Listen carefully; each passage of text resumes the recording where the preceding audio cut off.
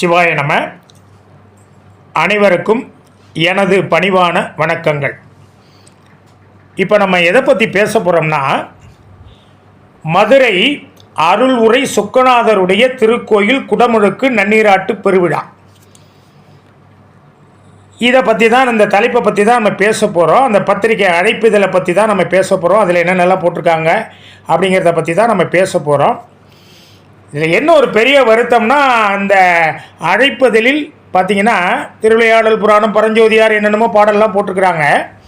ஆனால் நமக்கு சைவ சமயம், அதாவது சமணத்தை மீட்டு சைவத்தை நிலைநாட்ட தான் மங்கையர்க்கரசியார் என்ன பண்ணுறாங்கன்னா, குலச்சிறையார் மூலமாக தூது விடுறாங்க ஞானசம்பந்தரை அழைக்கிறதுக்கு. அப்படிப்பட்ட மதுரையில் ரெண்டே பேர் தான், இரண்டு கண்கள் சைவத்துக்கு அப்படின்னா, ஒன்று குலச்சிறையார், நின்ற சீர் நெடுமாற பாண்டியனுடைய அவையில் முதலமைச்சராக இருந்தவர். இன்னொன்று யாருன்னு கேட்டிங்கன்னா, பாண்டியனுடைய மனைவியான மங்கையர்க்கரசியார். இவங்க ரெண்டு பேர் தான் அந்த சைவத்தின் இரு பேரு கண்கள். அப்படிப்பட்ட ஒரு இடத்துல இன்றைக்கி சைவம் வளர்த்த இடம் திருநீற்றுநெறியும் சைவத்தையும் வளர்த்த ஒரு இடம் பார்த்திங்கன்னா மதுரை. இன்னும் சொல்ல போனோம்னா, சிவபெருமான் தலைமை புலவனாக இருந்து, தமிழ்ச்சங்கத்தில் தலைமை புலவனாக இருந்து, மற்ற புலவர்கள் சங்க பலகையில் அமர்ந்திருக்க சிவபெருமான் நின்று கொண்டே தமிழை ஆராய்ந்தாராம். அப்படிப்பட்ட பெருமை உலகத்தில் இதெல்லாம் சொல்லும்போதே நமக்கு சிலுக்குது. சிவபெருமான் தமிழை நின்று கொண்டே ஆராய்ந்தாராம். அப்போனா எவ்வளவு மரியாதை பாருங்க. ஏன்னா சிவபெருமானுடைய நெஞ்சில் வீற்றிருக்கும் மொழி எதுன்னா அதுதாங்க நம்ம தமிழ் மொழி. அதனால தான் அதுக்கு தெய்வத்தமிழ்னே பேர். இப்போ நம்ம அந்த கருத்துக்கு போவோம். கருத்தை பேசும்போது ஒவ்வொருத்தராக நம்ம பேசும்போது கூட அப்போ நம்ம எல்லாமே அதுக்கு நம்ம பதில் சொல்லலாம், அப்படி வரலாம். ஏன்னா இன்னும் பார்த்திங்கன்னா, மதுரையில் சொக்கநாத பெருமான் ஆலவாய் அண்ணலாகிய சொக்கநாத பெருமான் அருளியது 11ஆம் திருமுறையில் முதல் ஆசிரியரே அவர் தான். யார்? சொக்கநாத பெருமான் தான். அதாவது தமிழ் வறுமையால் வாடக்கூடாது என்பதற்காக பாணபத்திரன், அதாவது வறுமையால் வாடுகின்றான் தமிழ் புலவன். முதல்ல தமிழ் வறுமையால் வாடக்கூடாது என்பதற்காக வேண்டிய பொன்பொருளை எல்லாம் சேரமான் பெருமாள் நாயனார் கடறிற்று அறிவார் என்று நாயன்மாருடைய அந்த பெயரில் வரும். பார்த்தீங்கன்னா அவர் தான் சேரமான் பெருமாள் நாயனார். அவர் மிகப்பெரிய செல்வந்தர். அவர் மூலமாக இறைவன் அந்த திருமுக பாசுரம் என்ற ஒரு கடித வரைவு ஒன்றை எழுதி உருவாக்கி அவர்கிட்ட தூது அனுப்புகிறார். பாணபத்திரனுடைய தமிழை நான் பருக வேண்டும், ஆனால் முதலில் அவனுடைய வறுமையை நீ தொலைத்து அதை வறுமையை தொலைக்கணும் முதல்ல. அப்போ பாணபத்திரனுடைய வறுமையை தொலைக்கிறதுக்கு வேண்டிய பொன்பொருளெல்லாம் கொடுத்து அவனுடைய வறுமையை தொலைத்து அதன் பிறகு அவன் தமிழை நான் பருக வேண்டும் என்று அந்த திருமுக பாசரத்தில் தெளிவாக உங்களுக்கு பாடல் சொன்ன நேராகும். அந்த பாடலை மதிமலி புரிசை மாடக்கூடல் பதிமிசை நிலவு பால் நிற வரிச்சிறகு அன்னம் பயில் பொழில் ஆலவாயின் மன்னிய சிவன் யான் மொழி தருமாற்றம், நான் எழுதிய கடிதம் அப்படின்னே சிவபெருமான் சொல்லியே அந்த கடிதத்தை எழுதுகிறாருங்க. இதை விட தமிழுக்கு என்னங்க ஒரு பெருமை அடையாள வேண்டும். அப்படியெல்லாம் பாணபத்திரனுக்கு வேண்டிய பொன்பொருளை கொண்டு கொடுத்து அதுக்கப்புறம் பாணபத்திரனுடைய தமிழை பருக இறைவன் பாணபத்திரன் வருகிறான். இப்படியெல்லாம் அந்த வரலாறு பேசப்படுகிறது. அதே மாதிரி தருவிக்கு பார்த்தீங்கன்னா அங்கே பொற்கடி, அங்கேயும் தமிழில் தான் பொங்குதேர் அங்கேயும் எழுதி கொடுக்குறாரு. இறைவன் எழுதி கொடுத்தது எல்லாம் தமிழ் மொழியில் தானே தவிர எங்கேயும் சமஸ்கிருதத்தில் இறைவன் எழுதி கொடுக்கவில்லை என்ற இந்த தலைப்பை ஒட்டி நாம் இப்போ அருமையாக உரையாடுவோம். முதலாவதாக நம்ம குடியேற்றம் தமிழ்ச்செல்வன் ஐயாவை அழைக்கிறேன். ஐயா, உங்களுடைய கருத்தை பதிவு பண்ணுங்க.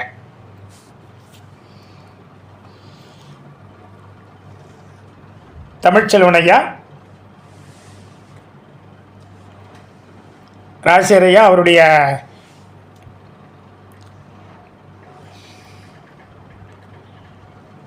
வணக்கம். தமிழ்ச்செல்வன் ஐயா அவரை கொஞ்சம் மீட் பண்ணி பண்ணிட்டு பேசுங்க. ஆமாம், அவர் தமிழ்ச்செல்வன் அவங்க இதில் மியூட் இருக்கு பாருங்க, அந்த பட்டனை ஒரு தடவை அமுக்குனீங்கன்னா அன்மியூட் ஆகும்.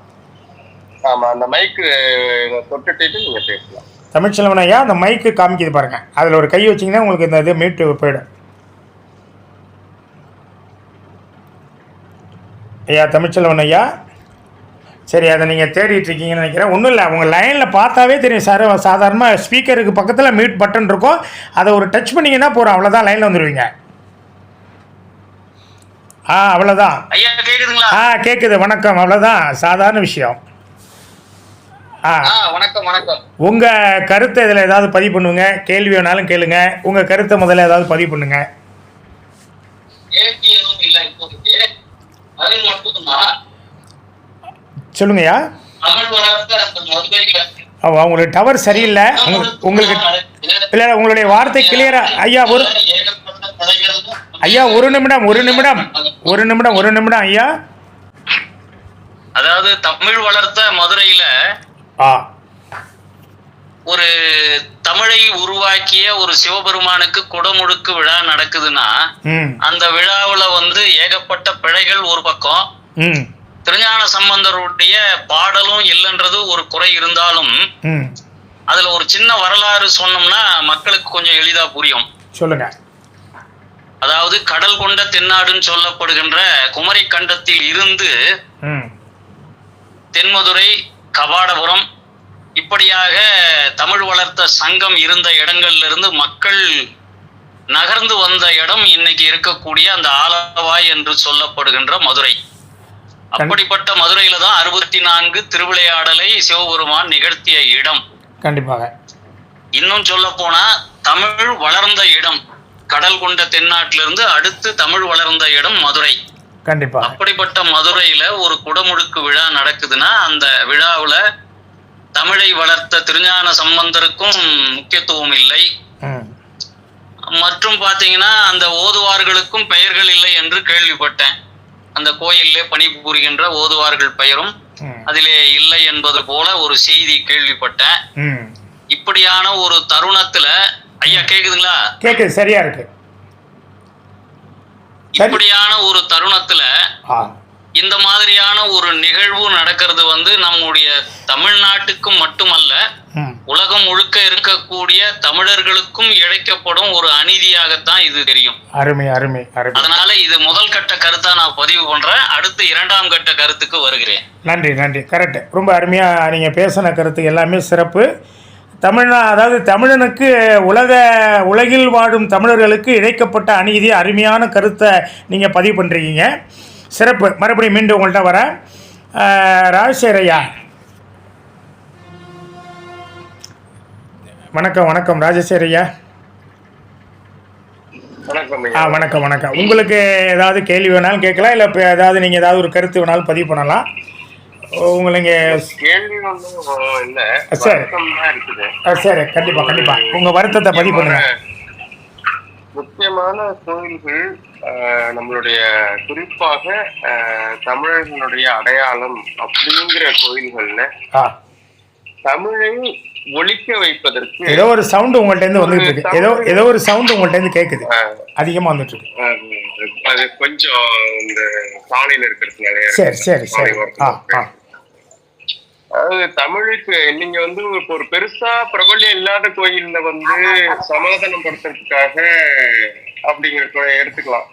ஒரு சில இடத்துல தமிழை அனுமதிச்சிருக்கிறாங்க. கண்டிப்பாக. ஆனா அதுக்கும் ஒரு குரலை எழுப்பிதான் நடக்கணும் அப்படிங்கிற மாதிரி இருக்கு. இது எப்படின்னா, என்னோட அம்மா கிட்ட நான் சோறு வாங்குறதுக்கு 3 வேளையும் நான் ஒரு போராட்டம் பண்ணணுங்கிறது எவ்வளவு கேவலமோ, அருமை அருமை அருமை, அதை போல தமிழ்நாட்டுல தமிழர்களின் அடையாளமாக இருக்கக்கூடிய ஒரு கோயில்ல தமிழை உயர்த்தி பிடிக்க தமிழ்நாட்டிலேயே போராடணுமா அப்படிங்கிற ஒரு அவல நிலையை தமிழுக்கு அங்கீகாரமாக பிரதிநிதியாக இருக்கக்கூடிய அத்தனை பேருமே கொஞ்சம் வெட்டி தலை குனியலாம். கண்டிப்பா கண்டிப்பா. இதுதான் உணர்வு. சாயல்ல சொல்ல, ஆமா, கிராமத்து சாயல்ல சொல்லணும்னா கொஞ்சம் நாக்க புடுங்கிக்கலாம். அருமையா பதிவு பண்ணீங்க. அதிகாரம் தமிழ் மக்களால் கொடுக்கப்பட்டது. கண்டிப்பாக ஒரு தமிழ்நாட்டில இருந்து வருது. அவங்க அப்படி ஒரு நிலையை உருவாக்கியதற்காகவே வருத்தப்பட்டு வெட்கப்படவில்லை. இதுல என்ன ஒரு முக்கியமான அருமையா சொல்லிட்டீங்க. நீங்க நாக்க பிடிக்கக்கூடிய அளவுக்கு இன்னைக்கு தமிழனுடைய நிலை இருக்குன்னு அருமையா சொல்லியிருக்கீங்க. அருமையான கருத்தை பதிவு பண்ணியிருக்கீங்க.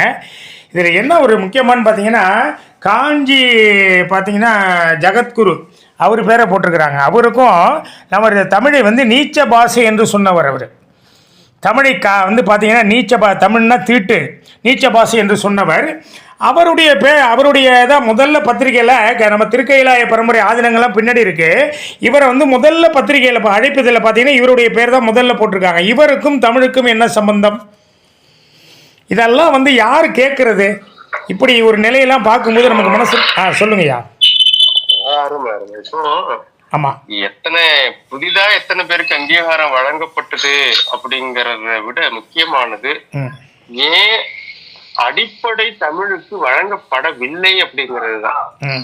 அந்த கேள்வியினுடைய ஆழத்துக்கு நீங்க போனீங்கன்னா தமிழுக்கு எதிரா இருக்கக்கூடியவர்களுக்கு முக்கியத்துவம் அளிக்கப்பட்டதுனாலேயே தமிழ் ஒதுக்கப்பட்டிருக்கு அப்படிங்கிறதுலயும் நீங்க இன்னொன்னு ஒரு அரசியல் சூழ்ச்சியை நீங்க பாக்கலாம். ஐயா நீங்க குறிப்பிட்டீங்க பரஞ்சோதியார் பாடல் இருக்குது, மத்தவங்க பாடல் இருக்குது, ஆனா திருமுறைகள் இல்ல அப்படின்னு. இப்ப எப்படின்னா தமிழ் இல்லன்னு இவங்க கூவாங்க, மக்கள் வருவாங்க, அதுக்குன்னு கொஞ்சம் பேர் இருக்காங்க, கூட்டம் கம்மிதான், அவங்க வாயை அடைக்கிறதுக்கு இந்த தமிழ் தான் நாங்க கொடுத்துருக்கோமே அப்படின்னு பண்ணிடலான்னு இது ஒரு சூழ்ச்சியாகவும், அதே நேரத்துல அந்த இடத்திற்கான அடையாளத்தை எடுத்திருக்கக்கூடிய திருமுறைகள், திருவாசகம் அல்லது அந்த திருஞான சம்பந்தர் எழுதியக்கூடிய அந்த தமிழ் வந்து வந்துடக்கூடாது அப்படிங்கறதுலயும் அவங்க எவ்வளவு நடந்த சூழ்ச்சி இல்லைங்க. ஆதிசங்கரர் வந்து ஞான சம்பந்தர திராவிட சிஷ்யன்னு சொன்னார். உங்களுக்கு தெரிஞ்சிருக்கும் இல்ல? அதுவே வந்து அவரை வந்து பிராமண சமூகத்துக்கு எதிரா நீ இருக்கிறன்னு சொல்லி ஒதுக்குறதுக்கான ஒரு ஆரம்ப முயற்சி தான். அதுதான் அந்த பேரு, அதுதான் அந்த அடைமொழி. ஆதிசங்கரரே திராவிட சிஷ்யன்னு சொல்லி ஒதுக்குனதுக்கு தான், அதுக்காக தான் அந்த பேரை சொன்ன. அடைமொழியை திருஞான சம்பந்தர் தமிழ் ஆகரன், தமிழ் வித்தகன், தமிழ் சதுரன்னா கெட்டிக்காரன். தமிழில் ஒரு கெட்டிக்காரன் யாருன்னா உலகத்திலே அடையாளம் கண்டது சிவபெருமான் திருஞான சம்பந்தரன். இன்னொன்று இந்த இடத்துல நான் பதிவு பண்ணுறேன். அதாவது நம்ம இறைவனே எழுதி, அதாவது இறைவனே அடி எடுத்து கொடுத்த அந்த திருத்தொண்டர் புராணத்தில், திருஞான சம்பந்தருடைய புராணத்தில் சேக்கிழார் திருவாயை மட்டும்தான் அசைக்கிறார். உள்ளிருந்து ஏற்கிறதெல்லாம் இறைவன் இல்லையா, உலகலாம்னு அடி எடுத்து கொடுத்தார். அதில் வேத நெறி தடைத்து ஓங்க, மிகு சைவத்துறை விளங்க, பூத பரம்பரை பொழிய, புனிதவாய் மலர்ந்து அழுத, சீத வளவையர் புகழி, திருஞான சம்பந்தர் பாதமலர் தலை கொண்டு திருத்தொண்டு பரவுவாங்கிறார். இதுக்கு மேலே இறைவனே அடையாளம், இறைவன் அதை சொக்கநாத பெருமானே அடையாளம் காட்டிய ஒரு திருவுருவம் யாருன்னா திருஞான சம்பந்தர். வேத நெறிக்கு அவர் தாண்டா கர்த்தா.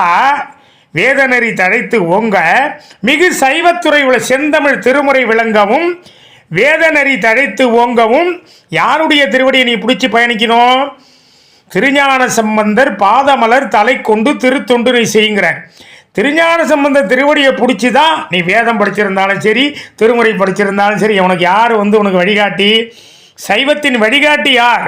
திருஞான சம்பந்தருடைய திருவடியை பிடித்து கொண்டு தான் நீ வந்து அந்த திருத்தொண்டே நீ அந்த நெறியிலேயே இறங்கி செய்யணுங்கிறார். அதெல்லாம் இன்றைக்கி அடியோடு காற்றில் பறக்க விட்டு விட்டார்கள். இன்றைக்கி சைவ உலகம் தமிழரெல்லாம் இருக்கிறாங்களா?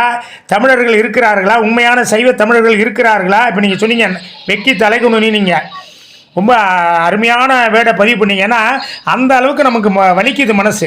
ஏன்னா சாதாரண தமிழர்களை விட்டுருங்க, நீங்கள் பக்தி மார்க்கத்தில் சைவ தமிழர்களும் கிட்டத்தட்ட பார்த்தீங்கன்னா ஒரு தோராயமாக சொல்கிறேன், 1 கோடி பேர் இருப்பாங்களா, இருக்க மாட்டாங்களா நீங்கள் நாட்டில்? நிச்சயமாக இருப்பாங்க. ஒரு 10 லட்சம் பேர், ரொம்ப வேணாம் ஒரு 5 லட்சம் பேர் இதுக்கு குரல் கொடுத்தா எப்படி இருக்கும்? 1 லட்சம் பேர். நுட்பம் என்னன்னா, பிழைப்புக்காக இருக்கக்கூடியவர்கள் பிழைப்பு கெட்டு விடுமோ என்று ஒதுங்கி கொள்ளக்கூடிய செயலை செய்யறாங்க. கண்டிப்பா அது எந்த மாதிரி இருக்கு அப்படின்னா, அவங்க பிழைப்புக்காக இருக்காங்க, அவங்களுக்கு வேற வழி இல்லைன்னு அவங்கள மன்னிச்சிடலான்னு கூட தோணும். ஏன் ரொம்ப நாளா அதிகாரம் சார்ந்த இடத்திற்கு தமிழ் உணர்வாளர்கள் நகர்வதே இல்லை அப்படிங்கறதுதான் கேள்வி. இந்த மாதிரி ஒரு பிரச்சனைக்கு ஒரு நிரந்தர தீர்வு நோக்கி நகரணும். பிரச்சனையை பேசிக்கிட்டே இருக்கலாம், ஏதோ ஒண்ணு வந்துகிட்டு இருக்கும், பேசிட்டு இருக்கலாம். ஆனா தீர்வை நோக்கி நகரணும் அப்படின்னா நீங்க வந்து என்ன பண்ணலாம்? நான் ஒரு சின்ன கருத்து, அது ஒரு புள்ளி மாதிரி வைக்கிறேன், தொடர்ந்து அது நீங்க சிந்திச்சீங்கன்னா அது நிறைய விரியும். கண்டிப்பா. சமஸ்கிருதம் எப்படி உருவாக்கப்பட்டது, அது எப்படி கட்டமைக்கப்பட்டு அதிகாரத்திற்கு நகர்ந்ததுன்னு நீங்க கவனிச்சு அதை அப்படியே நீங்க அதையே அரிச்சுவடியா வச்சுக்கிட்டு தமிழ் சார்ந்தவர்கள் நகர வேணும், அதிகாரம் நோக்கி நகர வேணும், முடிவெடுக்கிற இடத்துல இருக்கணும். இன்னைக்கு முடிவெடுக்கிற இடத்துல எப்படின்னா ஒரு காலத்துல தமிழ்ல வந்து அந்த தெளிவா சொல்றீங்க தமிழன் கட்டிய கோயில தமிழனே புற முடியல. அதான் ஆமா, அறம் சார்ந்தவர்களாக இருந்தார்கள். முடிவெடுக்கக்கூடியவர்கள் சரியான முடிவுகளை எடுத்தார்கள். அதனால நம்ம அதை பத்தி கவலைப்படல. கண்டிப்பா யார் வந்து நல்ல முடிவு எடுப்பாங்க அப்படின்னு. ஏன்னா அறம் பிறழ மாட்டார்கள் நம்பணும். நிறைய போர்கள்ல நம்ம வந்து ஒரு விஜயநகர பேரரசு காலத்துல சந்தர்ப்பத்துல அதற்கு கொஞ்சம் முன்னையும் பின்னையும் நம்ம கரெக்டா சொன்னீங்க. தெலுங்கு சரியா சொன்னீங்க. இந்த இடத்துல தான் போரிடுவார்கள். நான் ஒரு நிமிஷம் சாராமல் போரிட மாட்டார்கள் நம்பி அந்த போர் அறத்தோடு நின்னாங்க. அவங்க அறம் மீறி போரிட்டாங்க, இவங்க சுத்து போயிட்டாங்க, தோத்து போயிட்டோம். அதே போலதான் இன்னைக்கு அறம் சார்ந்த அதிகாரத்திற்கு நகர்வதற்கான வேலையை செய்யணும். தெலுங்கு அருமையா இந்த இடத்துல நீங்க ஒரு அருமையான அறநிலையத்துறைன்னு ஒண்ணு இருக்குது. அங்க அரசாங்க வேலைன்னு இருக்குது. அடிப்படையில அதுல ஒரு திருத்தத்தை கொண்டே வந்தே ஆகணும். கண்டிப்பா அறநிலையத்துறை இந்து சமய அறநிலையத்துறையா இருக்குது. ஆமா, அது இந்துவா இல்லையாங்கிறத அப்புறம் பேசுவோம். அது வேற. அதெல்லாம் நம்ம நிறைய அந்த சப்ஜெக்ட் இப்ப வேண்டாம். அறநிலையத்துறை. ஆனா அதுல இந்து மதத்தின் மேல நம்பிக்கை இல்லாத ஒருத்தரை ஒரு பொசிஷன்ல உட்கார வச்சு அவருக்கு கீழே 4 கோயில கொடுக்குற மாதிரி ஒரு அயோக்கியத்தனம் உண்டா? கண்டிப்பா கண்டிப்பா. கேட்டா அது கவர்மெண்ட் வேலைங்க. எக்ஸாம் எழுதினாரு, பாஸ் பண்ணாரு, போட்டிருக்கோம். நிறைய நமக்கு தெரியாதவனுக்கு குப்பல்ற வேலை கொடுத்த மாதிரி அப்படி இருக்க கூடாது. அப்படி அதிகாரத்தை நோக்கி நகரணும். அடுத்தது இருக்கிற எல்லாருமே ஒன்னே நேரத்துல இந்த குரலை எழுப்பணும். இதை நம்ம வந்து ஒரு விண்ணப்பமா கூட வைக்கலாம். இதை வந்து கவனிக்கணும் அப்படிங்கறத நம்ம வந்து அதிகாரத்தை சேர்ந்தவர்களுக்கு நம்ம எடுத்துட்டு போகணும். கண்டிப்பா கண்டிப்பா. தமிழ் இல்லாமல் ஒரு பத்திரிகை அடிக்கப்படுது தமிழ்நாட்டு கோயில்ல. இது எப்படின்னா கல்யாணம் 2 பேருக்குங்க, எங்க மாப்பிள்ளை பொண்ணு பேரை காணோம், மத்தவங்க பேர்லாம் இருக்குங்கிற மாதிரி இது ஒரு பெரிய நகைப்புக்குரியதாகவும் கண்டிப்பாக்குரியதாகவும் நான் அதை பாக்குறேன். நன்றி. அருமையா பதிவு பண்ணிருக்கீங்க. நன்றி. இப்போ ஐயா சொன்னது மாதிரி ரொம்ப ஆழமான கருத்துக்களை ரகசியர் ஐயா பதிவு பண்ணியிருக்காங்க. நிச்சயமாக. ஏன்னா இன்றைக்கி தெலுங்கு விஜயநகர பேரரசு என்றைக்கு நம்ம தமிழ்நாட்டில் நுழைந்ததோ அந்த புள்ளியில் மறைந்தது தமிழருடைய வழிபாடு, கலாச்சாரம், எல்லாமே பண்பாடெல்லாம் சிதைக்கப்பட்டது. அன்றைக்கி தான் சமஸ்கிருதம் அங்கொன்றும் இங்கொன்றுமாக பயணித்த சமஸ்கிருதம் தமிழகம் எங்கும் தலை தூக்க ஆரம்பிச்சதுங்க. அதற்கு முன்னதாக அது மாதிரி அங்கொன்று எங்கொன்றோ அது மூலையில் பயணித்த சமஸ்கிருதம் தெலுங்கு விஜயநகர பேரரசு தமிழ்நாட்டில் நுழைஞ்சதுக்கு பிறகு தான் வேரூன்ற ஆரம்பித்தது. தமிழ் கொஞ்சம் கொஞ்சமாக பார்த்தீங்கன்னா அப்படியே மறைக்கப்பட்டு ஒழிக்கப்பட்டது. இதுதான் உண்மை. அருமையாக அந்த வரலாறு கருத்தை பதிவு பண்ணிங்க. அடுத்தது நான் வரேன். இலங்கையிலேருந்து அன்பர் கணேசன் ஐயா, ராசியர் கணேசன் ஐயா. வணக்கம் வணக்கம் வணக்கம் வணக்கம். நீங்கள் கருத்தெல்லாம் கேட்டுட்டு இருந்திருப்பீங்க. இது ஏன் நம்ம தமிழர்களுக்கு ஒரு உணர்வு இல்லை? நான் ஒரு நிமிஷம் கொண்ட கேள்வி வச்சுறேன், நீங்கள் பதில் சொல்லுங்கள். இலங்கையாக இருக்கட்டும், மலேசியாவாக இருக்கட்டும், சிங்கப்பூராக இருக்கட்டும், உலக நாடுகள் ஃபுல்லாக பார்த்தீங்கன்னா தமிழ் தான் அதிகமாக பேசக்கூடிய மொழி. பார்த்திங்கன்னா உலக மொழிகளில் செம்மொழி அடையாள அந்தஸ்துக்கு முதல் அந்தஸ்து எதுனா தமிழ் தான். உலகமெல்லாம் செதறி கிடக்குது தமிழ் மொழி. ஏன்னா அது வந்து நாங்கள் சொல்லும் போதே இறைமொழியாம் தமிழ் மொழின்னு சொல்லுவோம். நிறைய நம்ம சான்றுகள் கொடுத்துக்கிட்டே இருக்கலாம். எந்த ஒரு 276 பாடல் பெற்ற தலத்திலையும் இறைவன் தமிழுக்காக தான் அத்தனையுமே செய்தான். ஒரு இடத்துல கூட சமஸ்கிருத மொழிக்காக இறைவன் ஆட்கொண்டதாக எங்கேயும் நமக்கு வந்து பார்த்திங்கன்னா வரலாற்றில் இல்லை. இவர் ஆட்கொண்டார், மிக ஒரு அற்புதம் நடந்தது இந்த மொழியால் அப்படின்னு ஒரு வரலாறில் எங்கே போனாலும் திருமுறை தான் அந்த இயற்கையை மாற்றி எலும்பை பெண்ணாக்கியிருக்காங்க. இப்படி பல வரலாறுகள் நம்ம படிச்சிருக்கோம். வரலாறு இல்லாமல் பேசணும்னா நேரம் பத்தாது நமக்கு. ஏன்னா இயற்கையை மாற்றியது இறைவனுக்கு அப்புறம் திருமுறைகள் மட்டும்தான். இயற்கையை வந்து யாராலையும் மாற்ற முடியாது. அந்த இயற்கையை புரட்டி போட்டது நமது திருமுறைகள் என்று இந்த இடத்துல நான் பதிவு பண்ணுறேன். உங்களுடைய கருத்தை பதிவு பண்ணுங்க ஐயா. கட்டாயம். இதுல ஒரு முக்கியமா இந்த குலாம்ல இன்னைக்கு என்னை இணைச்சுக்கிட்டதுக்கு திருஞான சம்பந்தரோட தேவாரத்துல முதல் வரியிலிருந்தே உங்களுக்கு சொல்லலாம்னு நினைக்கிறேன். சொல்லுங்க. அதாவது என்ன புண்ணியம் செய்தனே நெஞ்சமே இருங்கடல் வையத்து அப்படிங்கிற மாதிரி நான் என்ன புண்ணியம் செஞ்சனோ தெரியல. இந்த குலாம்ல இவ்வளவு ஆண்டோர் சான்றோர் இருக்கிற இந்த இதுல என்ன நினைச்சுக்கிட்டீங்க ஐயா, ரொம்ப நன்றி. அதுக்கு நன்றி. நன்றிங்க. அதாவது இது பெரிய ஒரு வேதனைக்குரிய விஷயம் தானே ஐயா. அதாவது தமிழ் வளர்த்த மதுரையில வந்து இவ்வளவு பெரிய ஒரு தமிழுக்கு முக்கியத்துவம் இல்லைங்கிறத கேட்கக்குள்ள சரியான ஒரு வேதனை. அதை விட என்னன்னா இங்க சரி இதுக்காக உங்க மாதிரி பெரியவங்க இருந்து ரொம்பவும் வாதாடி ஏதோ ஒரு இந்த இந்த தமிழுக்காக ஏதோ ஒரு விட கிடைக்கும்னு சொல்லி வாதாட்டத்துக்கு ஆள் இருக்கான். அது கூட இல்லையா நம்ம இலங்கையில. இதெல்லாம் ரொம்ப வேதனைக்கு ராஜசேரையா பதிவு பண்ணார். ரொம்ப அருமையாக பதிவு பண்ணார் ராஜசேரையா. நீங்கள் சொல்கிற கருத்தெல்லாம் வெக்கி தலைகுனியும் தமிழன்னு சொன்னார். வெக்கி தலைகுனிய வேண்டிய இடத்துல நாம் இருக்கிறோம். தமிழர்கள்ட்ட இந்த உணர்வு எல்லாம் பேசிட்டு அங்கங்கே ராஜசேரையா சொன்னால் அங்கங்கே சும்மா பதிவை கொடுக்கறது, காசை வாங்குறது, பேசிட்டு போயிடுறது, இதெல்லாம் வந்து சைவம் வளரவே வளராது என்றைக்குமே.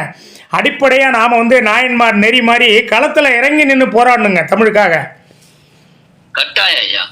அது இப்ப ஐயானால தான் இந்த அளவுக்கு நாங்க இவ்வளவு தூரத்துல சரி ஒரு அந்த அறிவோட இருக்கிறோம். உண்மையில சொல்ல போனா அந்த அறிவு கூட்டினது ஐயா மாதிரி ஆளுகளோட சேர்ந்தனால தான் தமிழனா பிறந்து இருந்து நம்ம தெரியாம இருக்கமேங்கிறது. கண்டிப்பா கண்டிப்பா எல்லாருமே இந்த தான் அது நடக்க போகுது, வேற ஒன்றும் இல்லை. சிதம்பரத்தல தனிப்பாடல் என்ன சொல்லுது தெரியுங்களா? திருமுறையே சைவநெறி கருவூலம் தென் தமிழின் தேன்பாகு ஆகும், திருமுறையே கைலையன்கண் சிவபெருமான் செவிமடுத்த செந்தமிழ் வேதம், திருமுறையே நடராசன் கரம் மருந்த எழுதிய அருள் தெய்வ நூலா, திருமுறையே சொக்கேசன் மதிமலி வாய் மலர்ந்து அருளும் சிறப்பிற்றாமல்னு சிதம்பரத்தல தனிப்பாடல் திருமுறையோட சிறப்பு ஏற்றத்தை கொடுக்குதுங்க. ஏன்னா சைவத்துக்கு கருவூலமே திருமுறை தாங்க. அந்த கருவே அறுத்துட்டோம் நம்ம, வேதனையாக இருக்குது. அந்த கருவை அறுத்துட்டோம் நம்ம. இப்போ சொல்லுவோம்ல, கருவையை தூக்கி நம்ம அறுத்து போட்டுட்டு அப்புறம் நம்ம இதை பேசி நம்ம சைவத்துக்கு கருவூலமே திருமுறை இல்லாமல் ஒரு சைவ நிகழ்ச்சி நடக்கவே கூடாதுங்க. ஒரு சுக்கரநாதர் கோயில்லாம் என்ன அது என்ன வைணவ கோயிலா சொல்லுங்க? இல்லை. அப்போ திருமுறைக்காகவே நீங்கள் இதை பாருங்க, ஓங்கி உயர்ந்து சமண சமயத்தை அழித்து சைவத்தை நிலைநாட்டிய இடத்துல முதல் இடம் எதுன்னா மதுரை தாங்க. அருமையா சொன்னீங்க. எவ்வளவு சமணர்கள்ட்ட எவரெல்லாம் போராட்டம் ஞானசம்பந்தர் பண்ணா பார்த்தீங்களா? அனல்வாதம் அருமையாக கருத்தில் எடுத்து வைக்கிறீங்க. அனல்வாதம் புனல்வாதம்னா நிகழ்த்திய இடம், பல அற்புதங்களை நிகழ்த்திய இடம் வந்து மதுரை எம்பதி. அப்படிப்பட்ட அந்த அழைப்புதெல்லாம் திருஞான சம்பந்தர் பாடல் இல்லைங்கும்போது வருத்தமாக இருக்குது. ரொம்ப வேதனைக்குரிய விஷயமா இருக்குது. இதில் அதுலயே ஐயா யாரு இதுக்கு முதல்ல கழிச்சாரு, அவரு சொன்னாரு, அதாவது ஓதுவாரங்கிற பேரே இல்லைங்கிற நேரம் மனசுக்கு ரொம்ப வேதனையாவே இருக்கு. இதுல இன்னொரு நான் கருத்தை பதிவு பண்ற தவறா நினைக்க வேணாம். தமிழ்ச்செல்வன் ஐயா சொன்னது ஓதுவார்கள் பெயர் இல்லைன்னு கேள்விப்பட்டேங்கிறது உண்மைதான். நீங்களும் அதை மறுத்தப்படுறீங்க. நான் கேட்குறேன் இப்போ உங்கள்கிட்ட ஒரு கேள்வியா நான் வைக்கிறேன். ஓதுவார்களுக்கு முதல்ல உணர்வு வேணும்ல. நம்ம வந்து நம்ம கோயில் தமிழன் கட்டிய கோயில், நாம் இங்கே ஓதுவாராக இருக்கிறோம், திருமுறையை பாடிக்கொண்டு இருக்கிறோம். நம்ம பேரை இதில் போடலை. நம்ம இதில் எதுக்கு கலந்து கொள்ளணும்? அனைத்து ஓதுவார்களும் சேர்ந்து அறவழியில் போராடி இந்த நாங்கள் குடமுழுக்கில் கலந்து கொள்ள மாட்டோம் என்று வெளியேறினா எப்படி இருக்கும்? உலகளாவி இன்னைக்கு பேசப்படுங்க. அதை சொல்கிறேன் நான். இந்த இடத்துல ஏன் அந்த வார்த்தையை நான் சொல்கிறேன்னா, ஓதுவார்கள் நம்ம தாழ்வாக சொல்லலை. அவர்கள் வந்து இந்த அளவுக்கு நம்ம வந்து நமக்கு முதல்ல ரொம்ப முக்கியம் வந்து சுயமரியாதையும் தன்மானமும். நான் இங்கே இந்த இடத்துல இதோட முடிச்சுக்கிறேன். ஏன்னா ஓதுவாரை பற்றி நம்ம பேச வேண்டாம். ஏன்னா சுயமரியாதையும் தன்மானமும் வந்து விட்டு எந்த ஒரு நிகழ்வும் நம்ம செய்யக்கூடாதுங்க. அதுதான் ரொம்ப ரொம்ப முக்கியம். நம்ம காலத்தில் சுயமரியாதையும் தன்மானம் நமக்கு தொழிலை தாண்டி ரொம்ப ரொம்ப முக்கியம். இப்போ போராட்டத்துலலாம் இப்போ நான் இலங்கை வந்தேன், எனக்கு எப்படி எல்லாம் நீங்கள் என்ன கவனிச்சிங்க? ராஜ மரியாதையை கவனிச்சிங்க என்ன? இல்ல அது என்ன காரணம்னா, அப்ப இந்த திருமுறைக்கு கொடுத்த மரியாதை எனக்காக கொடுத்த மரியாதை இல்லை. அப்ப திருமுறைக்காக இந்த நாட்டில் இந்த திருமுறையை வச்சிருக்காருங்கிறதுக்காக எனக்கு இலங்கை சிவாவும் நீங்களும் இன்னும் சில அன்பர்கள்லாம் எனக்கு கொடுத்த மரியாதை வந்து ராஜ மரியாதைங்க. அது ஏன்னா ஏர்போர்ட்டில் விமான நிலையத்திலேயே நீங்கள் வந்து மாலையெல்லாம் போட்டு அப்படியே இருங்கன்னு சொல்லி மாலையெல்லாம் போட்டு அங்கேயே வணங்கி, அப்போ திருமுறை எப்படியெல்லாம் வந்து கொண்டாடுறீங்க? இப்படியெல்லாம் வாழணும் ஒவ்வொரு ஓதுவாரும்.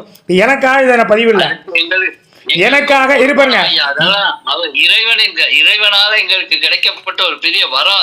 இதை தான் நான் சொல்றேன். எனக்காக இதை பதிவிடலை. இதை மாதிரி ஒவ்வொரு ஓதுவாருக்கும் கிடைக்கணும்ல அங்கீகாரம். சுயமரியாதையும் தன்மானத்தையும் எதற்காகவும் இழக்கக்கூடாது. அப்படி ஒரு நிலை வந்துட்டுனா இப்போ நம்ம போராட முடியாத இடத்துல நம்ம நினச்சா இப்போ நாளைக்கு போய் போராடலாம். முடியாதெல்லாம் கிடையாது. நான் ஒரு இயக்கம் வச்சுருக்கிறேன். ஒரு 500 பேரை கூப்பிட்டு நம்ம போய் போராடணும்னு நிச்சயமாக இது வந்து அறவழியில் உண்ணாவிரத போராட்டம் இந்த மாதிரி ஓதுவார்களுக்கு பேர் இல்லை அப்படின்னு சொல்கிறார். ஏன்னு கேட்டால் இவர்கள் எதுவுமே நமக்கு குரல் கொடுக்கல. இவங்க வந்து இந்த மாதிரிலாம் இருந்திருக்குங்க, இந்த மாதிரிலாம் எங்களெல்லாம் ஒதுக்கிட்டாங்கன்னு இவங்க சொன்னால் தானே இவங்களுக்காக நம்ம போய் போராடலாம். இவங்க யாரும் நமக்கு சொல்லவும் இல்லை. அது மாதிரி கருத்துக்களை நம்மள்கிட்ட வந்து அவங்க நம்மிடம் வந்து எதுவும் அவங்க பதிவு செய்யவும் இல்லை. சரி, அருமையான கருத்தை நீங்கள் தெரிவிச்சிருக்கீங்க. வேறு எதுவும் அடுத்து சொல்கிறீங்களா? அடுத்த ரவுண்டில் நம்ம கண்டிப்பாக நம்ம மறுபடியும் நிறைய பேர் இருக்கிறாங்க. அடுத்தது மோகன சுந்தரம் ஐயா, திருவில்லிபுத்தூர். அந்த மியூட் பட்டனை மட்டும் கொஞ்சம் அப்படியே ஒரு டச் பண்ணிவிட்டு வாங்க மோகன சுந்தரம் ஐயா. கரெக்டாக சிவாய நம்ம வணக்கம். சரியா இருக்கு. சிவனை போற்றி, எந்நாட்டவருக்கும் இறைவா போற்றி. வெண்டொழிந்தன நம்முடைய வல்வினை, விதிகடல் வருநஞ்சம் உண்டு இறைஞ்சுவா வானவர்தமை தாங்கிய இறைவனை உலகத்தில் வண்டு வாழ்குழல் மங்கையோர் மங்கனை வளஞ்சுழி இடமாக கொண்ட நாதன் மெய்த்தொழில் புரி தொண்டரோடு இனிது இருந்தமையால் என்று நம்முடைய வளஞ்சொலி பதியத்தில் நம்முடைய ஞானசம்பந்த பெருமான் மிக அற்புதமாக சொல்லி இருக்கின்றார்கள். அடியார்கள் எல்லோரும் இணைந்து, பல அடியார்கள் ஒன்று கூடி ஒருங்கிணைந்து நாம் விவாதிக்கின்ற பொழுது, சிந்திக்கின்ற பொழுது, இறைவனை சிந்திக்கின்ற பொழுது நம்முடைய வினைகள் எல்லாம் நீங்கிவிடும் என்று அற்புதமாக சொல்லி இருக்கின்றார்கள் நம்முடைய ஞானசம்பந்த பெருமானுடைய திருவாக்கு.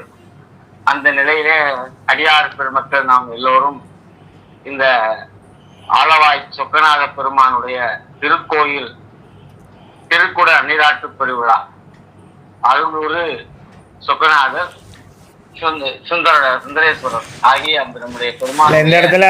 இந்த இடத்துல வந்து நான் சுந்தரேஸ்வரங்கிற சொல்ல வேணாம், நம்ம சொக்கநாதர், ஏன்னா நம்ம வடமொழி பேரை நம்ம யூஸ் பண்ண வேண்டாம். நமக்கு வந்து ஆலவாய் அண்ணல் இல்லைன்னா சொக்கநாத, முக்கியமா நமக்கு ஆலவாய் அண்ணல் தான் திருமுறையில. அடுத்து சுக்கநாத பெருமான். ஆமா, நீராட்டு பெருவிழாவில் வந்து ஞானசம்பந்தருடைய பதியம் ஒரு பாடல் கூட இல்லைங்கிறது ஒரு பக்கம் இருந்தா கூட 51 புலவர்களை தமிழ் ஆய்கின்ற சங்கத்தில தலைமை புலவனாக இருந்த சிவபெருமானுடைய அந்த சிறப்பை கூட வந்து ஒரு தெளிவான நிலையில அந்த அழைப்புல இல்ல. 51 தமிழ் ஆய்ந்த இடம்ங்கிற அந்த வார்த்தை கூட அங்க சொல்ல, தமிழை நின்று கொண்டே ஆராய்ந்த சொக்கனா இல்ல, அருளுரை சொக்கநாத பெருமான் தமிழை நின்று கொண்டே ஆராய்ந்த இடம், ஆராய்ந்த இடம்.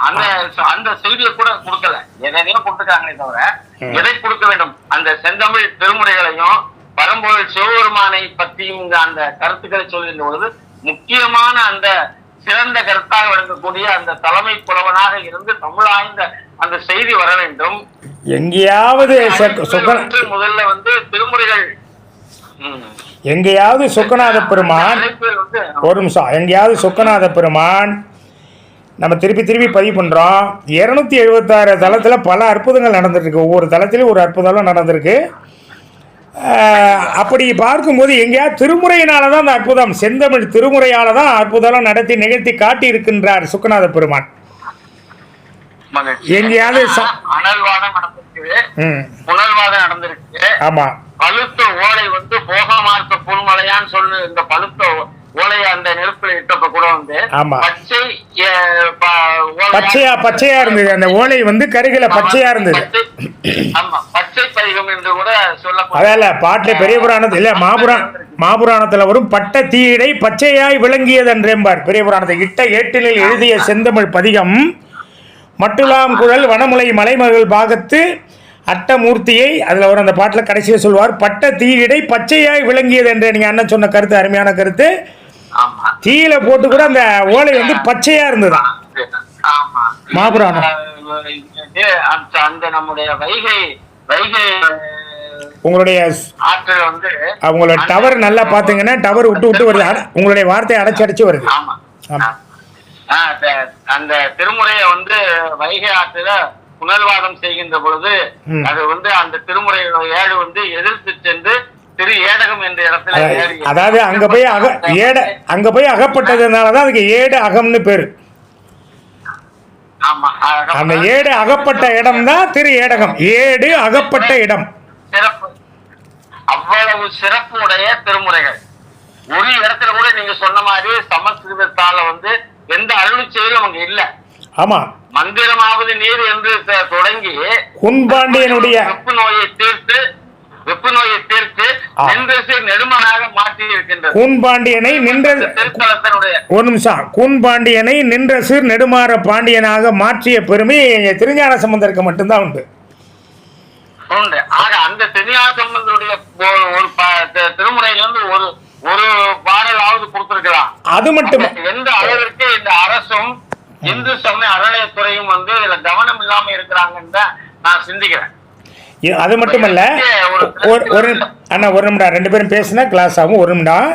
அது மட்டுமல்ல, அங்கே நீங்கள் சொன்ன மாதிரி பார்த்தீங்கன்னா அவ்வளோ அற்புதம் நடந்த இடம்ங்கிறது ஒன்று. மங்கையர்க்கரசி அம்மார் சொல்லும் போதே என்ன சொல்கிறா பாருங்க, மங்கையர்க்கு அரசி எங்கள் எங்கள் தெய்வம்.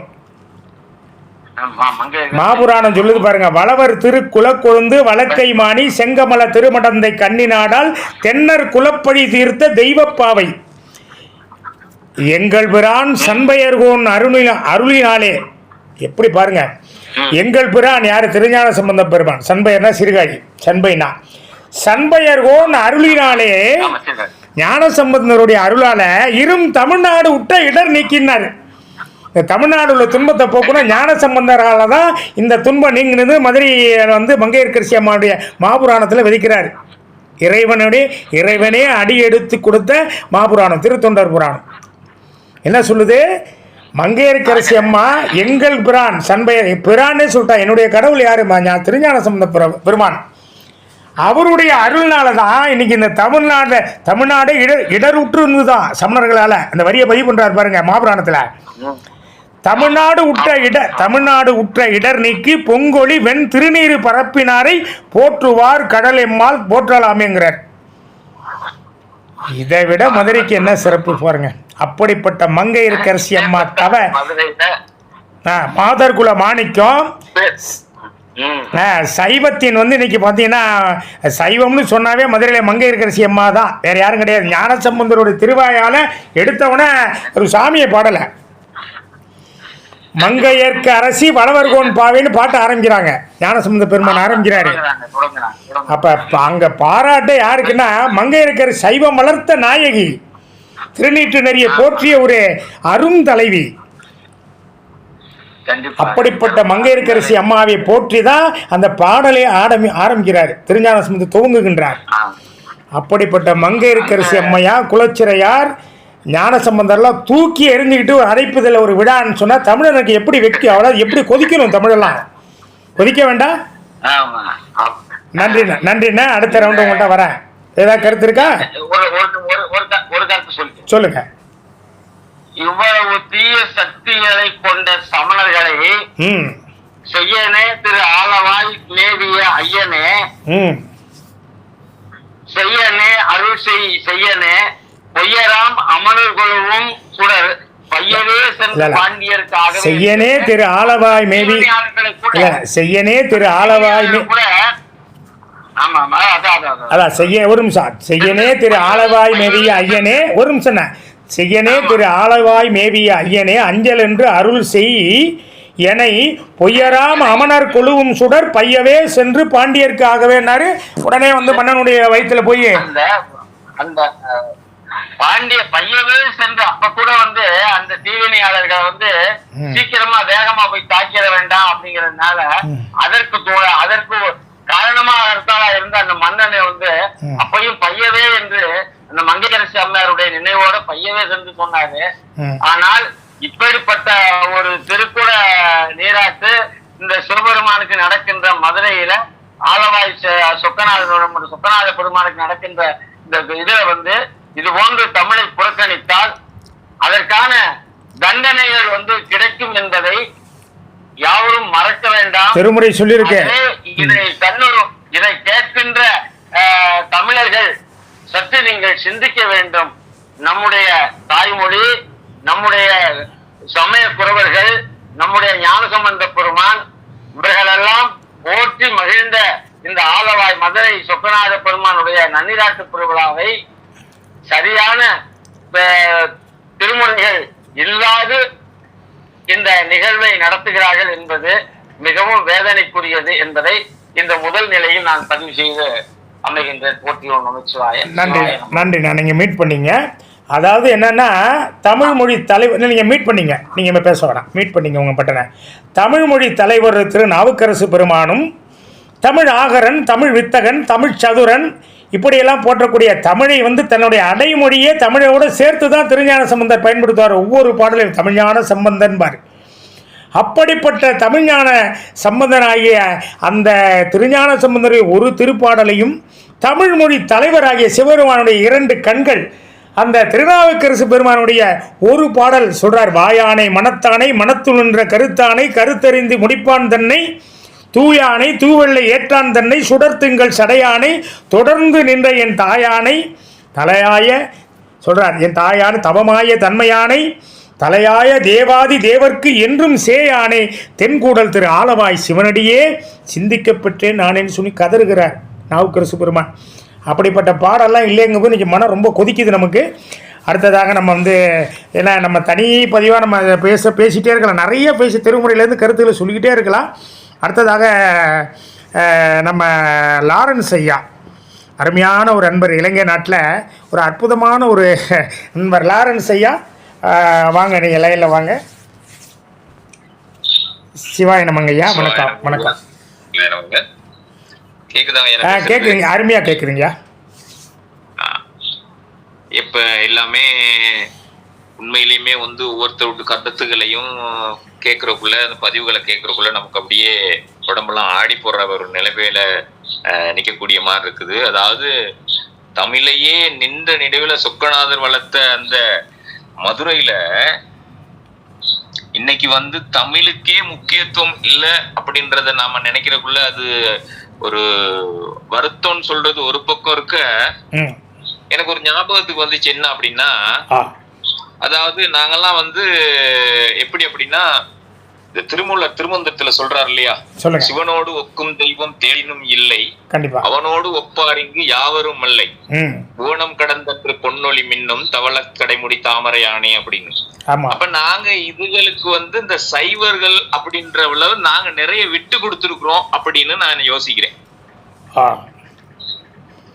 அப்ப அந்த வகையில வந்து இந்த உண்மையிலுமே ஒரு குடமுழக்கு நடக்கும் சந்தர்ப்பத்துல இவ்வளோ தவறுகள் நடக்கிற இடத்துல வந்து கண்டிப்பா வந்து நாங்க வந்து சைவர்களை நாங்க இணைக்கணும், சைவர்களுக்கு தெளிவுகளை கொடுத்து நாம இந்த மாதிரி ஒரு உண்மையிலுமே வந்து ஒரு அவங்க ஒரு விண்ணப்பம் வைக்கிறது ரொம்ப ரொம்ப மேல் அப்படின்றத மாதிரி நான் சிந்திக்கிறேன். இல்லை, நீங்கள் சொல்கிறதெல்லாம் சரி, ராஜசேகர் ஐயா சொன்னதை காதில் வாங்கியிருப்பீங்க. ஆனால் நமக்கு இதெல்லாம் விண்ணப்பம் இல்லை, எல்லாமே இப்போ இன்றைக்கி நீங்கள் அடியார்கள் அப்படின்னு எடுத்துக்கிட்டிங்கன்னா நம்ம குறைச்சலாக ஒரு நம்ம ரொம்ப குறைவான ஒரு கணக்காக சொல்கிற ஒரு 50 லட்சம் பேர் கண்டிப்பாக இருப்பாங்க தமிழ்நாட்டில். நம்ம 1 கோடி 2 கோடிலாம் போவோன்னா 50 லட்சம் வந்து நான் சைவத்தில் சார்ந்த தமிழர்கள், அதாவது சைவ அடியார்கள்னு ஒரு 50 லட்சம் பேர் இருப்பாங்கன்னு வச்சுங்களேன். ஒரு 100 பேர், ஒரு 1000 பேர் கூட அதெல்லாம் போராடக்கூடாது? நினச்சி பாருங்க. நிறைய நம்ம கருத்துக்கள், ஏன்னா இந்த சப்ஜெக்டை பேசுகிறதுனால இப்போ நான் இந்த கருத்தை மட்டும் பேசிகிட்டு இருக்கேன். ஏன்னா நம்ம சப்ஜெக்டை ஒட்டி பேசணுங்கிறத நிறைய நம்ம போனோம்னா அப்போ தில்லை எடுக்கணும், அப்புறம் பார்த்திங்கன்னா தஞ்சாவூர் கோயில் எடுக்கணும், இதெல்லாம் பார்த்திங்கன்னா அந்த பாரம்பரியமே மாறி போச்சு. இதெல்லாம் நம்ம சப்ஜெக்ட் எடுத்தோம்னா எங்கேயே போயிடும். இப்போ நம்ம எடுத்துக்கொண்ட தலைப்பு என்ன, மதுரை தான். ஏன்னா தமிழ்ச்சங்கம் வளர்த்த தலைமை புலவனாக வந்து இறைவன் வந்து தமிழை வளர்த்த இடம் அது இல்லைங்களா? ஆரம்பிச்ச இடம். ஆமாம், தமிழை வளர்த்த இடம், துவங்கிய இடம். ஏன்னா அந்த இடத்துல இன்றைக்கி வந்து தமிழ் வந்து இல்லைங்கும்போது ராஜசேகரையா ரொம்ப நாக்க பிடிங்கிற மாதிரி சொல்லிட்டேன். நாக்க பிடிங்கணும் தமிழெல்லாம்னு சொல்லிட்டேன். இதுக்கு மேலே வேடே கிடையாதுங்க. ஏன்னா இதெல்லாம் கேட்குறவங்களுக்கு கொஞ்சமாவது உணர்ச்சிகள் வரணும். நாம் வந்து உயிரே போனாலும் சரி அப்படி தானே நின்னார் நாவுக்கரசு பெருமானை கொண்டு போய் யானையை விட்டு இடறச் செய்தான், சுண்ணாம்பு கால வேலை கொண்டு போய் வச்சான். கடைசி வரையும் என்ன சொன்னார்? இறைவன் திருவடியே நினச்சிக்கிட்டு இருந்தார். கண்டிப்பாக அதெல்லாம் நடக்கும். நமக்கு இறைவனுக்கு நமக்கு பின்னாடி யாருமே வேணாங்க. நாயன்மார், அதாவது குருவர்களும் சிவபெருமானும் திருவருளும் இருக்கும்போது நம்ம யாருக்கு பயப்படணும்? நாம் யாருக்கும் குடியல்லோன்னார் சொல்லி அனுப்பிச்சார். சமண பல்லவ மன்னவன்கிட்ட போய் சொல்கிறார், நாம் யாருக்கும் அடிமையில் போய் சொல்கிறான்ட்டுங்கிறார். ஏன் நான் அடிமை இல்லைன்னா, தாம் ஆர்க்கும் குடியல்லா தன்மையான சங்கரன்கிறார். தாம் ஆர்க்கும் குடியல்லா சங்கரன், அவனுடைய திருவடிக்கு நான் ஆளாயிட்டேன். அவர் யாருக்கும் அடிமையில்லாத தலைவனாகிய சிவபெருமானுடைய திருவடிக்கு நான் ஆளாகிவிட்டேன், குறுகிவிட்டேன். அவன் யாருக்கும் அடிமை இல்லாத, அதனால் அவனுக்கு நான் அடிமை ஆயிட்டேன். அவனும் யாருக்கு அடிமையாக அவன் யாருக்கு அடிமை இல்லை, அவனுடைய திருவடிக்கு நான் அடிமை ஆயிட்டேன். நான் யாருக்கும் பயப்பட வேண்டியதில்லை, 5 யமனை கண்டே பயப்பட மாட்டோம் போடாங்கிறார். நாம இருக்கும் குடியெல்லாம் நமனை எஞ்சோம். நமன்னா யமன், யமனுக்கே பயப்பட மாட்டோம். நரகத்தில் நாங்கள் போய் துன்பப்பட மாட்டோம், போடா உன் பல்ல மன்னன் போய் சொல்ல வர முடியாது போய் சொல்கிறாங்கிறார். அந்த உணர்வு ஏன் இன்னைக்கு வந்து சைவ அடியார்கள்ட்ட இல்லை? அப்போ நாவரசர் வழியில் நீ வரலையா? திருஞான சம்பந்தர் நெறியில் நீ வரலையா? நம்பி ஆர்வல் நெறியில் நீ வரலையா? மணிவாசக பெருமானுடைய திருவடி நெறியில் நீ பயணிக்கலையா? அம்மையார் முதல்ல மூத்த திருப்பதிகத்தை வழங்கிய காரைக்கால் அம்மையாருடைய திருவடி நெறியில் நீ பயணிக்கலையா? இதெல்லாம் சந்தேகமாக இருக்குல்ல, இவர்கள்லாம் அடியார்களா இல்லை? நமக்கு வந்து இதெல்லாம் வந்து நிச்சயமாக நாம் வந்து இந்த மாதிரி ஒரு இழுக்கு வரும்போது, தமிழுக்கு இழுக்கு வரும்போதெல்லாம் பார்த்தீங்கன்னா யாருமே குரல் கொடுக்க மாட்டாங்க. ஏன்னா அவ்வளோ மோசமான நிலைக்கு இன்றைக்கி வந்து யாரையோ பேரை போடுறாங்க. தமிழ் மன்னர்கள் கட்டிய கோயில், நம்மளுடைய மன்னர்கள் கட்டிய கோயில், நம்மளுடைய இடம் அது. அந்த இடத்துல நாமளே இன்றைக்கி உள்ளர போக முடியல. இது எவ்வளோ ஐயா சொன்ன மாதிரி வெக்கி தலை குனியணும். இதெல்லாம் இந்த நிலையெல்லாம் என்றைக்கு மாறும்? தமிழர்களுக்கு உணர்வு வரணும். முதல்ல அறவழியில் போராட்டம், நம்ம வந்து அகிம்சை வழி, அறவழியில் நீ வந்து திருமுறையை கொண்டு காலையிலேருந்து மாலை வரை ஒரு போராட்டம் பண்ணு. கண்டிப்பாக சுக்கநாத பெருமானுடைய கதவு திறக்கப்படும். அன்னைக்கு திருக்குறள் வந்து வைகை ஆத்தங்கரில் உட்காந்து வள்ளுவ பெருமான் சொல்லி கொண்டிருந்தார். ஏன்னா உன்னுடைய சீர் தலை அசை இதெல்லாம் உன்னுடைய இலக்கணம் செய்யல இல்லை. உன்னுடைய திருக்குறள் வந்து நம்ம தமிழ்ச்சங்கத்தில் அரங்கேற்றம் செய்ய முடியாதுன்னு வெளியில் போன்ட்டான் வள்ளுவரை. அப்படிப்பட்ட வள்ளுவருக்கே அந்த நிலைமை. ஆனால் எப்படி வந்தார்? அன்னைக்கு ஔவையார் இல்லைன்னா இன்றைக்கி திருக்குறள் கிடையாதுங்க. இன்றைக்கி திருக்குறளை நிறைய பேர் படிச்சிருப்பாங்க. ஔவையார் இல்லைன்னா இந்த திருக்குறள் நமக்கு தெரியாமல் போயிருக்கும். திருப்பி இந்த தமிழுக்கு அதாவது தமிழுக்கு உயிர் இருந்ததுன்னா, இந்த தமிழ் வந்து உண்மையாக உயிர் இருந்ததுன்னா கதவெல்லாம் அடைச்சிட்டு போயிடுறான் காவலாளி. நல்லா பாருங்க, உள்ளார உத்தரவோட மன்னன் உத்தரவோட கதவெல்லாம் அடைச்சிட்டு போயிடுறான். ஔவையார் பாடணுன்னு அந்த பூட்டெல்லாம் உடைக்கப்படுது, உடைத்து தகர்த்து எரியப்படுது. அப்போ தமிழ் எப்படி வென்றது? வள்ளுவன் வாக்கு என் வாக்கு, வள்ளுவன் வாக்கு என் வாக்குன்னு புத்தாமரையில் வந்து வள்ளுவருடைய ஓலைச்சுவடியை வச்சு உள்ளார விடுறாங்க. முருகுனா அது வந்து நீங்கள் ஏற்றுக்க வேணாம். தாமரை மலரில் வச்சு அந்த வள்ளுவருடைய ஏட்டை விடும்போது பொங்குது புத்தாமரை வாசம். அங்கே பார்த்தீங்கன்னா அசரீரை வள்ளுவன் வாக்கு என் வாக்குன்னு வருது, சுக்கநாத பெருமானுடைய வாக்கு. இப்படியெல்லாம் தமிழுக்கு அன்னையிலேருந்து ஆதி காலத்திலேருந்து பார்த்தீங்கன்னா இந்த இடைஞ்செல்லாம் இருந்துகிட்டு இருக்கு. ரொம்ப மகிழ்ச்சி. அருமையான கருத்தை முதல் பதிவில் நீங்கள் பதிவு வச்சிங்க, ரொம்ப நன்றி. அடுத்தது இலங்கை சிவா அவர்களை நாம் அழைக்கிறோம்.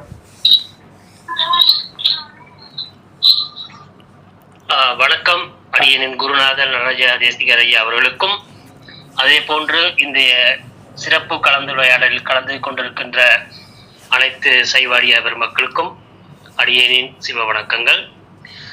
ஐயா, உண்மையிலேயே இந்த குடமுழுக்கு விழா பத்திரிகை சிவா யாத்ரா சிவ வழிபாட்டு குழுவில் என்னுடைய மதுரையிலே இருக்கின்ற ஒரு அன்பர் அந்த பத்திரிகையை நம்முடைய வலைத்தளத்தில் பதிவேற்றம் செய்திருந்தார். அதை படித்தேன். ஐயாவும் அதை பார்த்திருப்பீர்கள். பார்த்த உடனே உங்களுடைய கண்டனத்தை நீங்கள் முதலடியே அங்கே தெரிவித்து விட்டீர்கள். நான் இப்பொழுது இங்கே பதிவு செய்ய விரும்புவது என்னவென்றால், அடியனுக்கு தெரிந்த ஒரு சில பதங்களை சொல்கிறேன். கண்டிப்பா. மேன்மைக்குள் சைவ நீதி விளங்குக உலகமெல்லாம். எப்படிங்கய்யா? மேன்மைக்குள் சைவ நீதி விளங்குக உலகமெல்லாம். நம்ம என்னன்னா, மேன்மையாக கொள்ள வேண்டியது சைவம், அதை விட மேன்மையாக கொள்ள வேண்டியது நீதி, சைவ நீதி. இத வந்து உலகம் எல்லா இடத்துக்கும் கொண்டு போகணும். மேன்மைக்குள் சைவ நீதி, இந்த நீதி உலகம் எல்லாம் விளங்க வேண்டும். கண்டிப்பா, அருமையான கருத்து. அப்படிங்கிற பட்சத்துல ஐயா, சைவம் வளர்த்த தமிழ் வளர்த்த சிவபெருமானுக்காக குடமுழுக்கு செய்யக்கூடிய ஒரு மதுரை எம்பதி ஆலயத்திலே இப்படிப்பட்ட சிவபெருமானுக்கு 2 கண்களாக தெரியக்கூடிய சைவத்திற்கும் தமிழுக்கும் ஒரு துரோகத்தை பண்ணி அங்கே அதற்கான முதலிடத்தை கொடுக்காமல் இப்படி ஒரு விழாவை செய்வதை நான் மிகவும் வன்மையாக என்னுடைய கண்டனத்தை இலங்கை மாநாட்டிலிருந்து சைவ அடியார்கள் சார்பாக முதல் என்னுடைய கண்டனத்தை பதிவு செய்கிறேன் ஐயா. அருமை அருமை அருமை. மிக்க மிக்க மிக்க மிக்க மன வருத்தமாகவும் வேதனையாகவும் உள்ளது. இந்த நிகழ்விலே கலந்து கொண்ட மூத்த சைவ அடியார்கள் எங்களுடைய ராஜசேகரன் ஐயா, அதே போல் நம்மளுடைய சோமசுந்தரம் மோகனசுந்தரம் ஐயா அவர்களும் தமிழ்ச்செல்வன் ஐயாவும் மிகவும் சிறப்பாக பல ஆணித்தனமான கருத்துக்களை பதிவு செய்தார்கள். அப்படி இருக்கும் பட்சத்தில் இந்த சைவத்தை ஏன் இவர்கள் இப்படி ஒழிப்பதற்கு திட்டமிடுகிறார்கள்? இந்த குடமுழுக்கு விழாவை செய்பவர்கள் சைவ சமயத்தில் உள்ள சிவாச்சாரியார்கள் இல்லையா, அல்லது குருமார்கள் கிடையாதா? வைணவத்தில் உள்ளவர்கள் தான் அந்த விழாவை செய்கிறார்களா? அப்படி என்று எனக்கு ஒரு சந்தேகம் ஐயா. ஏன் சொல்லுங்கய்யா. சொல்லுங்க நீங்க அடுத்து சொல்ல வரீங்க, சொல்லுங்க. ஏன் இவ்வாறான சைவத்திற்கு எதிராக எம்முடைய சைவ சமயத்தை வழிநடத்த வேண்டிய குருமார்கள், சிவாச்சாரியார்கள், ஆகம வித்துவான்கள் ஏன் இப்படி செய்கிறார்கள்? அருமையான கேள்வி. எதற்காக இப்படி நீங்கள் செய்கிறீர்கள்? சைவம் இல்லையா? நிச்சயமாக நீங்கள் செய்த இந்த குற்றத்திற்கு மேன்மையாக கொள்ள வேண்டிய இந்த சைவ நீதிக்கு எம்பெருமான் ஈசனிடமிருந்து தக்க தண்டனையை நீங்கள் பெறுவீர்கள் என்று பெரிய ஒரு மனவருத்தத்துடன் வளர்ந்து வரும் ஒரு சிவனடியாக உங்களுக்கு எல்லாம் ஒரு சாபமாக விடுகிறேன் ஐயா. அருமை. உங்களுடைய மன குமரல்களை ரொம்ப ஆழமாக பதிவிட்டீங்க, அற்புதமாக பதிவிட்டீங்க. ஏன்னா ஒரு சாபம் கொடுக்கக்கூடிய அளவுக்கு ஒரு தமிழில் ஒரு சைவத்தில் இன்றைக்கி இப்படிலாம் நமக்கெல்லாம் வலிக்குது. உங்களை போல் உண்மையான அடியார்களுக்கு, நம்மை போன்ற அடியார்கள் எல்லாருக்கும் வலிக்குது இல்லை. இதை மாதிரி எல்லாருக்கும் ஏன் அதெல்லாம் வலிக்கலை? இனிமேல் நம்ம இதெல்லாம் வலிக்க செய்யணும் அப்படின்னா நம்ம தூண்டுறது இல்லை. இதை மாதிரி உணர்வுகளுக்கு வரணும். ஏன்னா தமிழ் அவ்வளவு, ஏன்னா மொழியும் மாந்தர் தம் வினை போய்ங்கிறாரு ஞானசம்பந்தர். ஒவ்வொரு பாடலையும் கேட்கும் போதெல்லாம் தமிழோடு இசை பாடல் மறந்தறியன்கிறாரு தமிழ் மொழி தலைவர் நாவரசர் பெருமான். தமிழோடு இசை பாடல் மறந்தறியன்கிறாரு. எவ்வளவுக்கு எவ்வளவு உயர்வான மொழி, இறைவனுடைய இறைமொழியாம் தமிழ் மொழி. திருமுறைக்கு நிகர, அதாவது கோயில் என்பது இறைவன் வீட்டிலிருக்கும் அடிக்கடி நம்ம பதிவு கொடுத்துட்டு வரோம். இறைவன் வீட்டிலிருக்கும் கருவறைக்கு பேர் தான் கோயில்னு பேர். அதற்கு அடுத்தபடியாக திருமுறைக்கு தாங்க கோயில்னு பேர். உலகத்திலே வேறு எந்த நூலுக்கும் கோயில்னு பேர் கிடையாதுங்க, ஞாபகம் வச்சுங்க. எந்த சமஸ்கிருதமோ எந்த மொழி வேணாலும் இருக்கட்டுங்க, எந்த ஒரு நூலுக்கும் எந்த ஒரு ஞான நூலுக்கும் கோயில் என்ற பெயர் கிடையாது. பக்தி இலக்கியமான ஒரே பக்தி இலக்கியம் நம்மளுடைய திருமுறைகள் தான். இலக்கண மொழி, பக்தி இலக்கண மொழியை கொண்ட ஒரே தெய்வ அந்த பக்தி இலக்கியம் எதுன்னு கேட்டால் நமது திருமுறைகள் தான். அந்த திருமுறைக்கு நிகராக, அதான் கோயில்னு சொன்னால் சிவபெருமானும் திருமுறையும் ஒன்று. அதனால தான் சிவமே தமிழ், தமிழே சிவம்னு அடிக்கடி நம்ம பதிவு பண்ணுறோம். அப்படிப்பட்ட திருமுறையே நீங்கள் தூக்கி தீண்டாமை மாதிரி அந்த பாடலையே அங்கே வரலையே. திருஞான சம்பந்தர் பாடலை காணுமேங்க, ஒரு பாட்டை காணுமே. நாவுக்கரசர் பாடலை, சைவத்தை கட்டி காத்த இருபெரிய ஞானிகள் அல்லவா, அவருடைய பாடல் ஒரு பாட்டு போகிறதுக்கு உனக்கு என்ன குறைச்சேன்னு கேட்கற உரிமையோடு நீ பாடலை போடுறியா இல்லையா? இப்போ நீங்கள் சொன்னீங்க சாபம் வர்றேன்னு, அதை மாதிரி நம்ம போராடணும். அந்த அளவுக்கு ஒரு சைவ அடியார்களுக்கு நீங்கள் உணர்வு இல்லை. அதை தான் நீங்கள் அருமையாக பதிவு பண்ணுறீங்க. அற்புதமாக முதல் சுற்றுலா அருமையாக பதிவு பண்ணியிருக்கீங்க. மறுபடியும் நான் உங்களுக்கு இன்னொரு விஷயத்தை நான் இதோட சேர்த்து பதிவு பண்ண நினைக்கிறேங்க ஐயா. இரண்டாவது சுற்றுலா கலந்து காட்டி பரவாயில்லை. என்னன்னு ஐயா, இந்த ஒரு விடயத்தை ஐயாவுக்கும் தெரியும். எங்களுடைய இலங்கை திருநாட்டிலிருந்து தற்பொழுது புலம்பெயர்ந்து சைவத்திற்காக நடக்கின்ற தவறுகளை, அது எந்த ஆலயமாக இருக்கட்டும், எந்த விழாக்களாக இருக்கட்டும், நேரடியாக காணொளியாக பதிவு செய்த எங்களுடைய அருண் தமிழ் ஐயாவுடைய ஒரு இதுக்கு எதிரான ஒரு பதிவு வந்திருந்தது, யூடியூப் நிகழ்வு. நிச்சயமாக அதில் ஆதாரபூர்வமாக நல்லபடியாக அவர் அதை அங்கே அணித்தரமாக அங்க பதிவேற்றம் செய்திருந்தால், முடிந்தால் தயவு செய்து இந்த நிகழ்வை கும்பாபிஷேகத்தை நடத்துகின்ற அந்த பொறுப்பானவர்களுக்கு அந்த பதிவையும் அவர்களுக்கு சென்றடையும் வரை பகிரும்படி மிக பணிவன்புடன் கேட்டுக்கொண்டு என்னுடைய கருத்திலிருந்து விடைபெறுகிறேன். நன்றி. அருமை. அருண் தமிழ் அற்புதமாக இது சம்பந்தமான ஒரு காணொலி அருமையாக கொடுத்துருக்கிறாரு. நானும் பார்த்தா ரொம்ப அற்புதமாக இருந்தது. இதை மாதிரி ஒவ்வொருத்தரும் அதான் இப்போ நீங்கள் சொல்கிறோம், அதை தான் பேசிகிட்டு இருக்கோம். ஒவ்வொருத்தருக்கும் அந்த உணர்வு இருக்கணும்ல. அருண் தமிழ் இப்போ நம்ம ஒரு 6-7 பேர் பேசிகிட்டு இருக்கிறோம் அப்படின்னா, இதே மாதிரி அனைவருக்குமே இப்போ நம்ம ஒரு 6 பேர் லைனில் இருக்கிறோம். இந்த மாதிரி 6 பேர் 60, 600, 6000, 6000, 60,000, 60,000, 6 லட்சம் பேர்னு எப்படி இருக்கும்? தமிழ்நாடே கொந்தளிச்சு போயிடும். நம்ம இன்னும் அந்த உணர்வுக்கே வரலையே. தமிழன் ஒரு ஏமாளியாக இருக்கிறான், இரக்கத்தின் உச்சம் அடிமையாக இருக்கிறான். இன்னும் சொல்ல இரக்கனோட உச்சம் அடிமையாக இருக்கிறான். நம்மளை ஏளனப்படுத்துகிறாங்களே, நம்மளை கேவலப்படுத்துகிறாங்களே அப்படிங்கிறது உணர்வுக்கு இன்னும் தமிழன் வரவில்லை. அதுதான் நம்ம சொல்கிறோம். ஏன்னா நின்ற சீர் நெடுமாற பாண்டியன் சமண மதம் சார்ந்திருந்த அவனை சைவமாக மாற்றி ஒரு நாயன்மாராக மாற்றிய பெருமை வந்து திருஞான சம்பந்தருக்கு உண்டுங்க மதுரையில். இப்படியெல்லாம் வந்து ஒரு பெருமை பேசப்படுகிறது திருமுறையில். ஒரு சமண மதம் சார்ந்த ஒரு மன்னன் நின்றசீர் அதாவது கூன் பாண்டியனாக இருந்தால் நின்றசீர் நெடுமாற பாண்டியனாக அவனை ஆக்கியது திருஞான சம்பந்த பெருமான். திருமுறையை பாடி அவனை வந்து அந்த கூன் முதுக அந்த நிமிக்கிறாரு. இதெல்லாம் கூட பெருமை என்னென்னா, சமண மதம் சார்ந்திருந்த மன்னனை சைவ சமயத்திற்கு மாற்றி நாயன்மாராக இன்றைக்கு வந்து பார்த்தீங்கன்னா நின்றசீர் நெடுமாற பாண்டியன் வந்து ஒரு நாயன்மாருங்க. ஞாபகம் வச்சுங்க, 63 அவர் ஒருத்தர் ஒரு நாயன்மாராகவே மாற்றிட்டாருங்க திருஞான சம்பந்தர். அப்படியெல்லாம் சைவத்தை வளர்த்த திருஞான சம்பந்த பெருமான் நாங்கள் சிந்திச்சு பாருங்களேன். சைவத்தை எப்படியெல்லாம் பேணி பாதுகாத்து எப்படியெல்லாம் வளர்த்துருக்கிறார். நம்பியார் சொல்லும்போது, வம்பரா வரிவண்டு மனம் நார மலரும் மதுமலனர் குன்றையான் அடிகளால் பேணா எம்பிரான் சம்பந்தன்பர். ஞான சம்பந்தரை சொல்லும்போது திருத்தொண்டர்கள் சொல்கிறார், சிவபெருமானுடைய திருவடியை தவிர வேறு எவரையும் தொழாத திருஞான சம்பந்த பெருமானுக்கு நான் அடிமைங்கிறார். எப்படிப்பட்ட ஒரு வாசகம் பார்த்தீங்களா? வேறு எவரையும் தொழாதவர் சிவனடியே சிந்திக்கும் திருப்பெருகு சிவஞானம் பவமதனை அறமாற்றும் பாங்கினில் ஓங்கிய ஞானம் உவமையிலா கலைஞானம் உணர்வறிய மெய்ஞானம் தவ முதல்வர் சம்பந்தர் தாம் உணர்ந்தார் அந்நிலையில்ங்கிறார். சிவன் அடியே சிந்திச்சுட்டு இருப்பாராம், வேறு எந்த சிந்தனையும் இருக்காதுங்க. எந்நேரம் சதா சிவ சிந்தனை தான் திருஞான சம்பந்தர். அப்படிப்பட்ட திருஞான சம்பந்தரை ஒதுக்கும் போது நம்ம மனசெல்லாம் வந்து கொதிக்குதுங்க, தாங்க முடியல, ஜீரணிக்க முடியல நம்மளால். ஏன்னா ரத்தமே நமக்கு கொதிக்குது அப்படியே, நம்மளால் பேச்சே வரல. ஏன்னா திருஞான சிவனடியே சிந்திக்கும் சதா சிவ சிந்தனை, வேறு எந்த சிந்தனையும் அவனுடைய. அதனால தான் தவம் பெருக்கும் சண்பைன்னாரு மகாபுராணம் சொல்லுது. தவம் பெருக்கும் சண்பைனா தவசீலர்கள் வாழ்ந்த பகுதி வந்து மண் வந்து சீர்காழிங்க. அதனால தான் திருஞான சம்பந்தர் சிவம் பெருக்கும் பிள்ளையார் திரு அவதாரம் செய்தாருங்கிறார். கதறணுங்க, நம்ம இதெல்லாம் படித்தோம்னா தாங்க நமக்கு நம்மளை பிளட்டில் கலந்து போச்சுன்னா நம்மளால் இருக்க முடியாதுங்க. தவம் பெருக்கும் சண்பையிலே சொல்கிறார், தவம் பெருக்கும் சண்பை.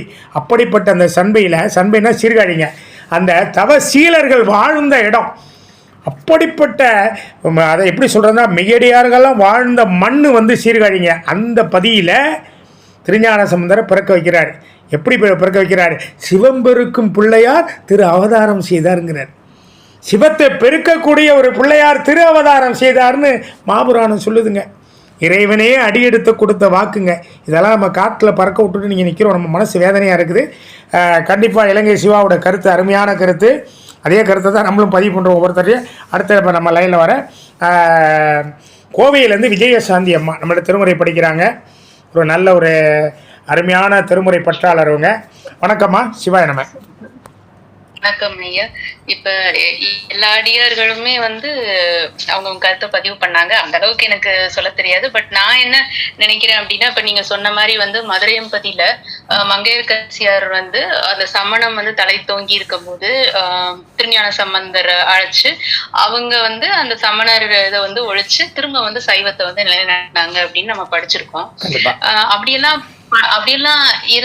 இருந்தது. இப்ப ஏன் இந்த மாதிரி இல்லை அப்படிங்கும் போது என்னோட நோக்குல நான் என்ன நினைக்கிறேன் அப்படின்னா, இப்ப வந்து எல்லாமே பாத்தீங்க ஆதீனங்கள், நான் அது தவறா சொல்லதா நினைக்க வேண்டாம், பட் ஆதீனம் இதெல்லாம் பார்க்கும்போது எல்லாமே ஒரு அரசியல் கலந்த ஒரு ஆன்மீகமா இருக்குதோ அப்படின்னு எனக்கு தோணுதுங்க. அவங்கதான் வந்து இதை நிலைநாட்டணும். இப்ப இந்த இன்விடேஷனே பாத்தீங்க அப்படின்னா அவங்களுடைய நாலேஜ்ல தான் பண்ணியிருப்பாங்க ஆதீனங்கள். அப்ப ஏன் அவங்க வந்து அதை செய்யல? அருமையான கருத்து, இதுவரை யாரும் சொல்லாத கருத்து. கைலாய பரம்பரையில் வந்தவர்கள் தான் இதை முதல்ல வந்து அவங்க தான் கண்டிப்பா கேட்கணும். அவர்கள் தான் நமக்கு இல்ல நம்ம சொல்றோம் இல்லைங்களா? அப்பயே அவங்க அதை பண்ணல, அவங்க தானே அதை பண்ணணும். அப்ப அவங்க எதுக்கு? அருமையான கருத்து. சைவத்துக்கு இல்ல ஒரு உங்க கருத்து அருமையான கருத்து பதில் சொல்றேன். அதாவது இன்னொரு கருத்தும் நான் சொல்லிடுறேங்க. ஒரு தமிழர்களா இருந்து நமக்கு திருமுறை பத்தி தெரியல. ஆனா கொஞ்சம் வருடங்களுக்கு முன்னாடி அந்த பார்லிமெண்ட் ஓபன் பண்ணப்ப மோடி அவங்களோட அரசு நம்ம திருமுறையை வந்து அங்க ஓதுனாங்க. இப்ப அவங்களுக்கு வந்து அந்த அருமை தெரியும் போது நம்ம ஏன் தமிழர்களுக்கு தெரியல? ஒரு திருமுறைகளை படிக்கும் போது நமக்கு சிலிர்க்குது. இதையே வந்து குழந்தைகளுக்கு எல்லாத்துக்குமே இதை எடுத்துட்டு போகணும் அப்படின்னா அதையும் பாட புத்தகத்துல நம்ம கொண்டு வரல, ஏன் பண்ணல? இதெல்லாம் ஏற்கனவே இருந்ததெல்லாம் மறைந்து விட்டது. நீங்க சொல்றது பதிவு தான் கரெக்ட். ஏற்கனவே திருமுறைகள்லாம் கடவுள் வாழ்த்து பகுதியில நான் படிக்கிற காலத்துல இளமையில இருந்தது. கடவுள் வாழ்த்து பகுதியில திருமுறைகள்லாம் இருந்தது. இன்னைக்கு அதெல்லாம் இல்ல, போயிடுச்சு. இன்னைக்கு இல்ல. ஆமா, உண்மைதான். இன்னைக்கு பாடம் இல்லை அப்படின்றது ஒரு விஷயம் இருக்கு. அப்ப இப்படி இருக்கும்போது என்னைக்கு வந்து இந்த ஆதீனங்கள் இதெல்லாம் வந்து ஒரு வியாபாரத்தை நோக்கோட பார்க்காம ஒரு சைவம் நம்ம வளர்க்கணும், திருமுறைகள் எல்லா பக்கம் கொண்டு போகணும் அப்படின்னு நினைக்கிறாங்களோ அப்பதாங்க அது சரியா. அதாவது அவங்க நீங்க சொல்ற மாதிரி நான் ஒரு கருத்தை சொல்லிடுறேன். திருமணங்கள் மூலமா நிறைய சித்தாந்த வகுப்புகள், திருமுறை இதெல்லாம் நிறைய அவங்க செஞ்சுக்கிட்டு இருக்கிறாங்க. அது இப்போ நம்ம வந்து அது இந்த இடத்துல நான் உண்மையை பதிவு பண்ணுறேன். ஆனால் வந்து எங்கே நாம் வந்து தமிழுக்கு திருமுறைக்கு முதல்ல ஏற்றம் கொடுக்குறோமோ அந்த இடத்துல அவங்க நின்று பேசணும். ஆமாம், அதுதான். அப்போ நான் என்ன சொல்கிறேன்னா, இந்த இடத்துல இன்னொன்று பதிவு பண்ணுறேன். திருமுறை காலத்துக்கும் ஆதீனத்துக்கும் சம்மந்தமே கிடையாது. திருமுறை காலத்திற்கும் இந்த கைலாய பரம்பரை என்று சொல்லக்கூடிய ஆதீன காலத்துக்கும் அப்போல்லாம் இவங்க தோன்றவே இல்லை. அதை முக்கியமாக பதிவு பண்ணுறேன். ஏன்னா ஞானசம்பந்தர் சொல்லும்போது என்ன சொல்கிறாருன்னா, பொதுவாக இப்போ அடுத்த கருத்துக்கு நம்ம போயிடலாம். அருமையான ஒரு கருத்தை நீங்கள் வச்சிங்க. இப்போ ஆதீனத்தை பற்றி பேசுறதுனால நம்ம பேசுகிறோம்.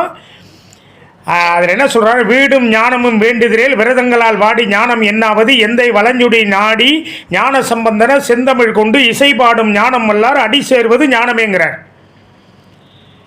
எவன் ஒருவன், அது இலங்கை சிவாவாக இருக்கலாம், நீங்கள் விஜயசாந்தி அம்மாவாக இருக்கலாம், தமிழ்ச்செல்வன் ஐயா இருக்கலாம், இந்த கலந்துக்கிற 6 பேரில் யார் வேணாலும் இருக்கலாம். ஆனால் இந்த 6 பேரில் யார் தமிழ் அதை திருமுறையை முறையாக பன்னிசையோடு கற்றார்களோ, கற்று இருந்தால் அவர்களுடைய திருவடியை நீ பிடிச்சின்னா உனக்கு ஞானம் கிடைக்கும். ஞானம் கிடைச்சா முத்தி கிடைச்சிரும்ல.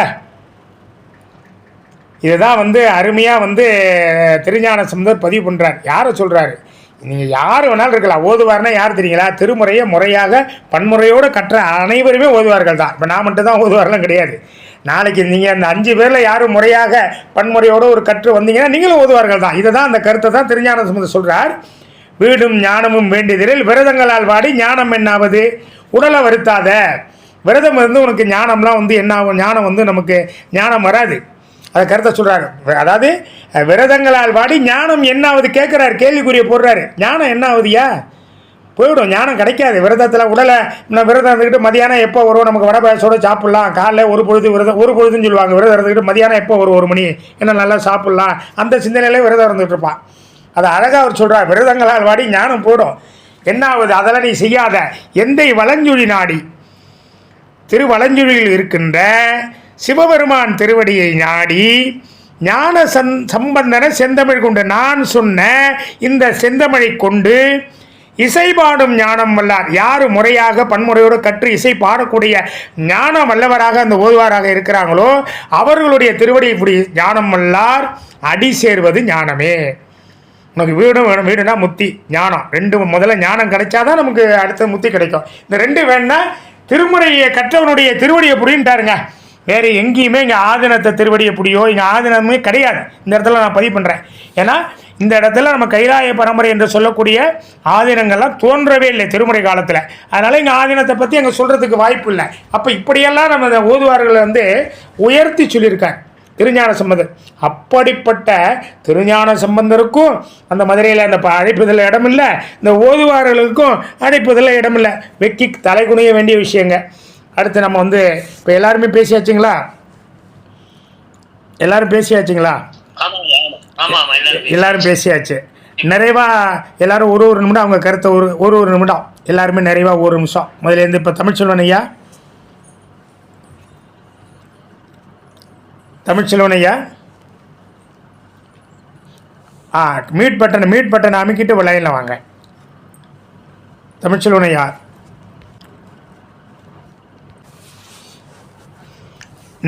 நிறைவா உங்கள் கருத்தை வந்து சுருக்கமாக 1 நிமிஷம், 1 மணி நேரம் ஆக போகுது. ஏன்னா ரொம்ப நாள் ஆனாலும் வந்து ரொம்ப மிகுதியான நேரம் வந்தால் மக்கள் அதை கூட கேட்க மாட்டாங்க இந்த தமிழை. அதனால் நிறைவாக உங்கள் கருத்தை ஒரு 2 நிமிடத்தில் பதிவு பண்ணுங்கள்.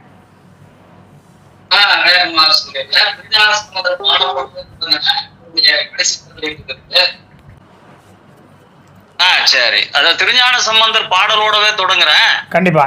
கடைசி பதிகத்துல பாடுறாரு இல்லைங்க, காதலாகி கசிந்து கண்ணீர் மல்கி ஓதுவார்தமை நன்னறி குவிப்பது வேதம் 4லும் மெய்ப்பொருளாவது நாதன் நாமம் நமச்சிவாயம். முத்தி பதிகம் 2ஆம் வரி வருது பாருங்க, ஓதுவார்தமை நன்னறிக்கு உய்ப்பது. அருமை.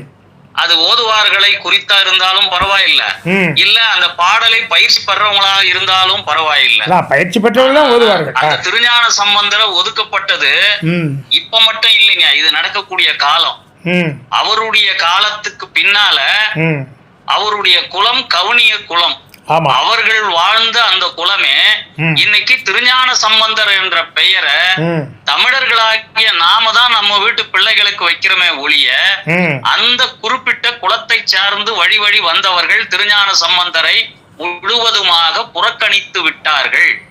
நீங்க அதை கொஞ்சம் ஆய்வு பண்ணி பாத்தீங்கன்னா அந்த குலத்தில் பிறந்தவர்கள் திருஞான சம்பந்தருடைய பெயரை வைப்பதே கிடையாது. அருமையான கருத்து. நீண்ட கால ஆய்வுக்கு பின்னால கிடைச்ச ஒரு செய்திங்கயா. கண்டிப்பா கண்டிப்பா. நம்முடைய ஐயா கேக்குதுங்களா? கேக்குது சொல்லுங்க.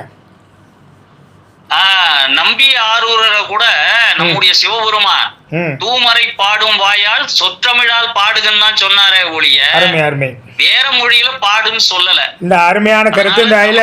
அநீதி இழைக்கப்படுவது இப்ப மட்டும் இல்லைங்க, சற்றேறக்குரிய மத்திய கிழக்கு ஆசியாவில் இருந்து கைபர் போலன் கணவாய் வழியாக வந்து சிந்து சமவெளி நாகரிகத்தை கடந்து நாம் பல முறை விழுந்து எழுந்திருக்கிறோம். நமக்கு தேவாரம் கிடைக்கிறதுக்கே என்ன பாடுபட்டார்னு அருள்மொழிவர்மன் என்கிற ராஜராஜ சோழன் வரலாற்றை படித்தாலே தெரியும் நமக்கு தேவாரம் கிடைப்பதற்கு எவ்வளவு சிரமங்கள் ஆச்சுன்னு. அதே போல ஆதித்த கரிகாலனை கொன்றவர்கள் யார் என்பதும் தெரியும். காந்தலூர் சாலை களம் மறுத்து அருளியன ஒரு 15 ஆண்டுகள் காத்திருந்து மாமன்னன் ராஜராஜ சோழன் அவர்களை பழி தீர்த்தான். அதே போல நமக்கும் உறுதுணையாக சிவபெருமான் அருளால் இந்த தவற்றை செய்தவர்களுக்குரிய தண்டனை கண்டிப்பாக கிடைக்கும். ஆனால் காலம் தாமதமாகுமே ஒழிய ஒருவரும் தண்டனையிலிருந்து தப்பிக்கவே முடியாது. அதற்கு உடந்தையாக இருந்தவர்கள் அனைவரும் அதற்குரிய தண்டனையை அனுபவிப்பார்கள் என்று கூறி விடைபெறுகிறேன். நன்றி. அருமையான கருத்து. இறுதி கருத்தை ரொம்ப அற்புதமாக அந்த 2 நிமிடத்தில் அருமையாக பதிவு பண்ணார் தமிழ்ச்செல்வன் ஐயா. இதில் என்னன்னு கேட்டிங்கன்னா, மற்ற நீ வன்மை பேசி வந்துண்டன் என்னும் நாமம் பெற்றனை நமக்கும் அன்பின் பெருகிய சிறப்பின் மிக்க அர்ச்சனை பாட்டே ஆகும். ஆதலால் மண்மேல் நம்மை சொத்தமிழ் பாடுக என்றார் தூமரை பாடும் வாயார். நீ என்னை எப்படியெல்லாம் திட்டுனியோ வன்தொண்டன வம்புக்காரன் பெருமான் சொல்கிறார். அதனால் தூமரை பாடக்கூடியவர் யார்? முதல்ல மறை பாடும் வாயார்னு முதல்ல தெரிஞ்சுக்கணும். சிவபெருமானை மறை பாடக்கூடியவர், வேதத்தை பாடுகின்றவர். இந்த இடத்துல பாடுகின்றவர் பல இடத்துல வருதுங்க. மறை பாடும் வாயார்னா வேதத்தை பாடுகின்ற திருவாய் உடையவர் சிவபெருமான். அவர் வாயால் சொல்கிறாரா, மறைபாடக்கூடிய வாயால் சொத்தமிழால் நம்மை பாடுகிறார். அற்புதமான அந்த இடத்துல அதை நினைவுபடுத்துறீங்க. அருமையான மாபுராணம், சுந்தருடைய நம்பிகளுடைய மாபுராணம் சொல்லுது, மற்ற நீ வன்மை பேசி வந்தொண்டன் என்னும் நாமம் பெற்றனை நமக்கும் அன்பின் பெருகிய சிறப்பின் மிக்க அர்ச்சனை. இன்றைக்கி போய் என்னென்னமோ கோயிலில் போய் நட்சத்திரம் ராசிலான்னு சொல்லி அவலங்கள், பெரிய இதெல்லாம் ரொம்ப பெரிய பாவ அவலங்கள். அர்ச்சனை என்ன தெரியுமா? சிறப்பின் மிக்க அர்ச்சனை பாட்டே ஆகும்னாரு. நட்சத்திரம், அம்மா, அப்பா, கோத்திரம், திதி இதெல்லாம் உனக்கு படைச்சது யார்? உள்ளே இருக்கிற இறைவன். அவர்கிட்ட போய் அறிமுகப்படுத்திக்கிட்டு இருக்கிறான். நீங்கள் இப்போ இன்னொரு இடத்துல சைபர் கணவாய் வழியாக வந்ததெல்லாம் தமிழ்ச்செல்வன் ஐயா அருமையாக பதிவிட்டார். ஆனால் இந்த இடத்துல நான் ஒரு இடத்துல இந்த இடத்துல மட்டும் ஒரு செய்தியை சொல்லணும் கண்டிப்பாக. ஏன்னா அவர்களெல்லாம் இன்று பிராமணர்கள். தமிழ்ச்செல்வன் ஐயா சுட்டி காட்டியதெல்லாம் பிராமணர்கள். ஆனால் இன்று குடமுழுக்கு செய்யக்கூடிய, மதுரை குடமுழுக்கு செய்யக்கூடிய அந்த சிவாச்சாரியாரெல்லாம் பிராமணர்கள் அல்ல, அது தெளிவுபடணும். இவர்கள்லாம் தமிழர்கள், ஆதி சைவர், நம்பி ஆரூரர் மரபில் வந்த சிவாச்சாரியார்கள், சைவ ஆச்சாரியார்கள். இவர்கள்தான் இப்போ இந்த தமிழை புறக்கணித்து உள்ளார்கள் என்பதை இந்த இடத்துல நான் பதிவு செய்கிறேங்க. அடுத்தது மோகன சுந்தரையா, உங்களுடைய கருத்தை ஒரு 2 நிமிஷம் சொல்லுங்கள், இறுதி கருத்தை.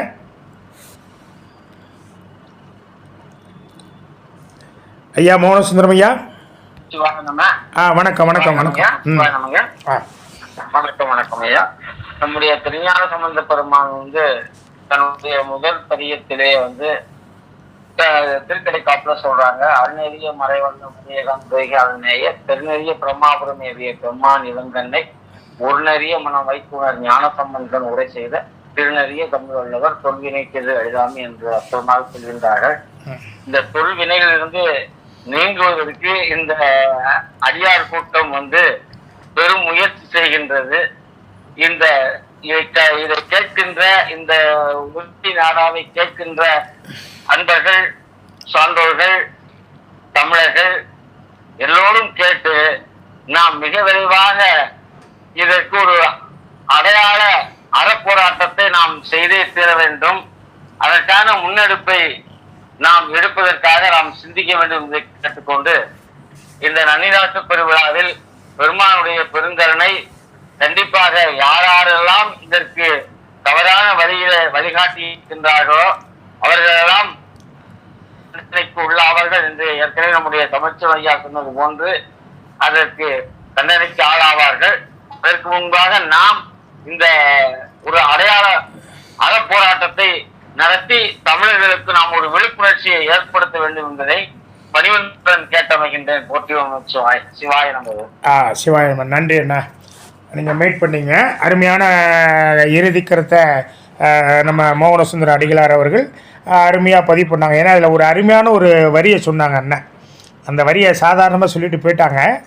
ஆனால் அற்புதமான அந்த திருநெறிய தமிழ், இந்த தமிழுக்கு பேரே அந்த இடத்துல அண்ணா இப்போ வந்து ஞாபகப்படுத்துனாங்க. திருநெறிய தமிழ், இது என்ன தமிழ்? இது சாதாரண தமிழ் அல்ல, திருமுறை திருநெறிய தமிழ். இது திருநெறிய தமிழ் வல்லவர் தொல்வினை தீர்தல் எளிதாமே, திருநெறிய தமிழ். அப்படிப்பட்ட அந்த திருநெறிய தமிழுங்க, இது சாதாரண தமிழ் அல்ல, தெய்வத்தமிழ். சிவபெருமானுடைய திருவாய் மலர்ந்து அருளிய தமிழ். ஆலவாய் அண்ணல் சொக்கநாத பெருமான் தான் 11ஆம் திருமுறையில் முதல் ஆசிரியர்னு சொன்ன அவர் திருவாய் மலர்ந்து அருளிய தமிழுங்க இது.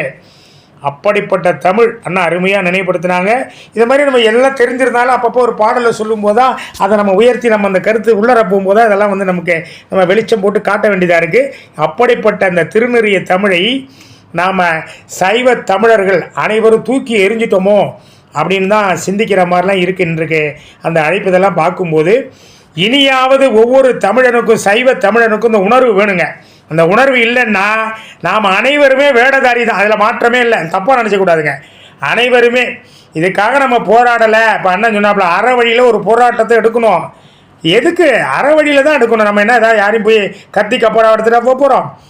உண்ணாவிரத போராட்டம் வேறு என்ன? திருமுறையை பற்றி பாடிக்கிட்டே இருக்க வேண்டியது, திருமுறையை பற்றி பேசிக்கிட்டே இருக்கணும். இப்படி ஒரு போராட்டம் நம்ம கையில் எடுத்தோம்னா நிச்சயமாக அதை வெற்றி பெறுவோம். ஏன்னா நாவுக்கரசர் உண்ணாவிரதர் இருந்து நமக்கு நம்மளுடைய தலைவர் நமக்கு காமிச்சிருக்கிறார். சமணர்கள்லாம் ஓட ஓட விரட்டினார். உண்ணாவிரதம் இருந்ததுனால ராஜாவை விட்டு மன்னன் கனவுல போய் சிவபெருமான் சொல்லி அங்கே சமணர்கள்லாம் விரட்டப்பட்டார்கள். அப்புறம் தான் போய் தரிசனம் பண்ணார். பழையாறை வடதலி தன்னுடைய பாழி தன்னுடைய அறையா எப்படின்னா தன்னுடைய பள்ளியாக வந்து மூடி வச்சுருந்தான். சமணர்கள்லாம் தான் வாழக்கூடிய இடமா அதெல்லாம் மூடி வச்சுருந்தான். அங்கே குடியிருந்துகிட்டு இருந்தான். கோயிலே குடியிருந்தான் அவன், யாரும் வரக்கூடாதுன்னு. அதெல்லாம் தகர்த்து எரிந்தவர் நம்முடைய தமிழ்மொழி தலைவர் திருநாவுக்கரசு பெருமான். அவர் திருவடி நெறியே நின்று, நால்வருடைய திருவடியை நெறியே நின்று நாம் ஐவரையும் எடுத்துக்கணும், அம்மையாரை சேர்த்து. ஐவர் திருவடியில் நம்ம நிச்சயமாக போராட்டம் அறப்போராட்டம் ஒன்றை நடத்தினால் இந்த நாடு தாங்காதுங்க நிச்சயமாக. நன்றி அண்ணனுக்கு, ரொம்ப நன்றி. அடுத்தது இலங்கை அன்பர் கணேசன் ஐயா, உங்களுடைய இறுதி கருத்தை நீங்கள் பதிவு பண்ணுங்க. கணேசன் ஐயா. நன்றி. இவ்வளவு நேரம் பெரிய பெரிய ஆண்டோர் சான்றோர் பெருமக்கள் இந்த சபையில நான் இருந்தது பெருமை கொள்றையா. அடியேன் வயதிலும் அறிவிலும் மிகவும் சிறியவன். மதுரை மண்ணில் இப்படி ஒரு குடமுழுக்கு நன்னீரிட்டு விழாவில் தமிழ் புறக்கணிக்கப்பட்டது மிகவும் வேதனைக்குரியதும் வருத்தத்துக்குரியதும் கண்டிக்கத்தக்கதும் ஐயா. அது மட்டுமல்ல,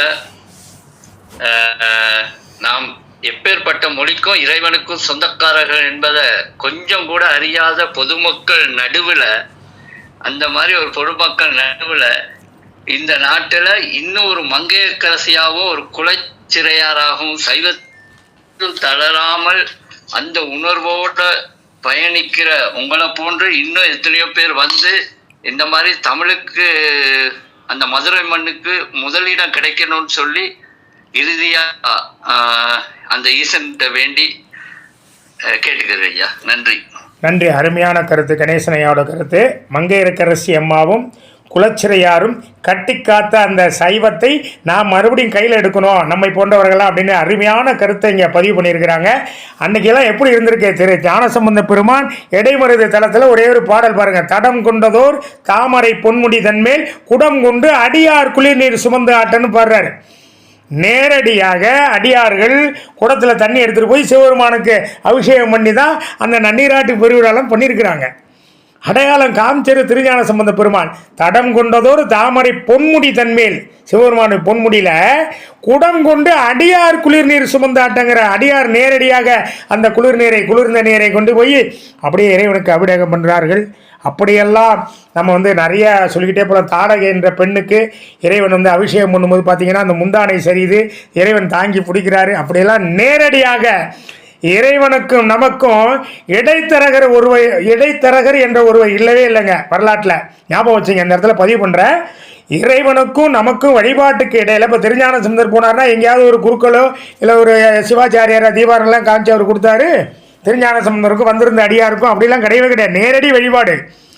அதை தான் போதோடு நீர் சுமந்தி எத்தி புகுவார் அவர் பின் புகுவேன் என்பார் நாவுக்கரசு பெருமான். ஐயாற்று மக்கள் எப்படியெல்லாம் இறைவனை கருவறையில் சென்று வழிபட்டார்களோ, போதுன்னா மலர், போதோடு நீர், மலரும் நீரும் கொண்டு இறைவனை கருவறையில் நேரடியாக சென்று வழிபட்டார்கள் ஐயாற்று பெருமக்கள்லாம்.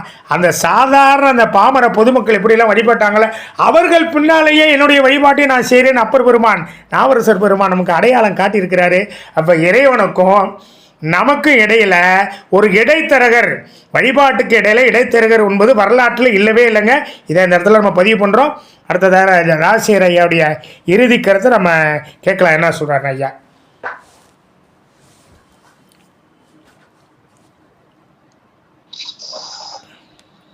நீண்ட ஒரு கலந்துரையாடல்.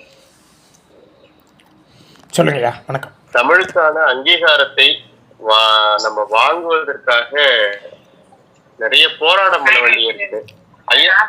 ஐயா அவங்க சொன்னாங்க,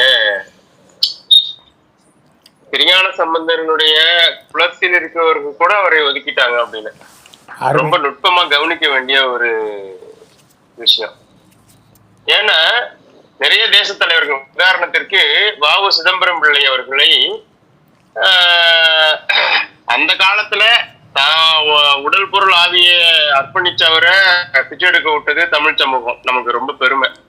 இப்படி நம்ம மானக்கேடாக நினைச்சு பார்த்து செவுத்திலே முட்டிக்க வேண்டிய விஷயம் 1000 கிடக்கு. கண்டிப்பா கண்டிப்பா. ஆனா இன்னைக்கு ஓரளவு ஒரு நம்ம பேசுறோம் அங்கிட்டு இங்கிட்டு. நான் இன்னும் கூட நிறைய பதிப்பகங்கள்ல வ.உ. சிதம்பரம் பிள்ளையாரை எழுதிய புத்தகங்களை தேடிக்கிட்டு இருக்கேன், கிடைச்சிடாத எங்கேயாவது அப்படின்னு சொல்லி.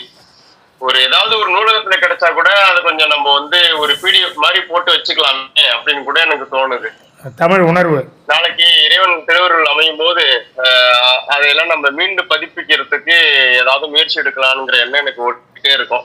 சமீபத்துல நான் ஒரு பெங்களூருக்கு ஒரு புத்தக கண்காட்சிக்காக நண்பர் ஒருக்கு உதவலான்னு சொல்லிட்டு அவர் கூட போன, அவர் பேசாதவர் ஒரு பதிப்பகம் வச்சு நடத்துறாரு, தனியா பிரயாணம் பண்ண கஷ்டப்படுறாரு, தமிழுக்காக நிக்கிறாரு, நிறைய தமிழ் பணிகள் செய்யறாருன்னு அவர் கூட நான் போயிட்டு வந்தேன். அப்ப காலச்சுவடு பதிப்பகம் அவர் எழுதின இந்த சைவ சித்தாந்த விளக்கம் புத்தகம் ஒண்ணு பதிப்பிச்சிருந்தாங்க. அதுல ஒரே ஒரு காப்பி இருந்தது, வாங்கிட்டு ஓடி வந்துட்டேன். அவருடைய தமிழ் நடையை அந்த காலத்து பேச்சு நடையில தான் எழுதிட்டு, அதை புரிஞ்சுக்கிறதுக்கு ரொம்ப கஷ்டமா இருந்தது. அதை நம்ம படிச்சுட்டே இருக்கிறேன். அப்படி ஒரு இன்னைக்கு ஓரளவு வ.உ. சிதம்பரம் பிள்ளை நினைக்கிறோம், பிள்ளை சமூகத்தவர்கள் தன்னுடைய ஜாதியின் அடையாளமாக அதை எடுக்கிறார்கள். சரி தப்ப விட்டுடலாம், அவங்களாவது அதை எடுத்தாங்க. அவங்க கூட அப்படி கூட ஞான சம்பந்தத்துக்கு ஒரு அங்கீகாரத்தை கொடுக்கறதுக்கு அவங்க வரல. நம்ம அதையும் நினைச்சு இங்க பார்க்க வேண்டியிருக்குது. ஆக நம்ம அதிகாரத்தை நோக்கி நகர வேண்டிய தேவை இருக்கு. நிறைய பணியிடங்கள் வருது, ஓதுவா மூர்த்திகளுக்கான பயிற்சிகள் நடக்குது, இந்து சமய அறநிலையத்துறைக்கான பொறுப்புகளுக்கான நடக்குது. எங்கெங்கிருந்தோ யாரோ வர்றாங்க. நம்ம சைவத்துல இருக்கக்கூடியவர்கள் தன்னுடைய பிள்ளையை கிராமத்துல இருக்கிறவங்கள, வாய்ப்பு இருக்கிறவங்களுக்கு ஒரு பொருளுதவி செய்து அந்த மாதிரி பதவிகளுக்கு நம்ம கொண்டு வரணும். அப்பதான் நம்மளுடைய பொக்கிஷங்கள் பாதுகாக்கப்படும். காவலர்களாக நம்ம இருக்கணும். இன்னைக்கு இருக்கிற சிஸ்டமை மாத்துறது, இன்னைக்கு நடக்கிற காரியம்லாம் அது ஒரு பெரிய மெதுவான நகர்வு. ஆக நம்ம இன்னைக்கு செய்ய வேண்டிய அதிகாரத்தை நோக்கி நகரணும், ஒண்ணு முக்கியமான விஷயம். ரெண்டாவது, ஆல்ரெடி அதிகாரத்துல இருக்கிறாங்கல்ல, இன்னைக்கு பிராமணம் சார்ந்து இருக்கக்கூடியவர்கள், சமஸ்கிருதத்தை தன்னுடைய மொழியாக தூக்கி பிடிப்பவர்கள், உண்மையிலேயே நியாயமானவர்களாக இருந்தால், சமஸ்கிருதம் தான் என்னுடைய மொழி அப்படின்னா, அவர்கள் தமிழ் சார்ந்து நடக்கக்கூடிய ஒரு கோயில்ல ஒண்ணு நடக்கும் போது என் பேரை போடாதன்னு சொல்லியிருக்கணும். மானம் உள்ளவங்க அதை செஞ்சிருக்கணும். ஆனா அவங்க போட்டுடுறாங்க.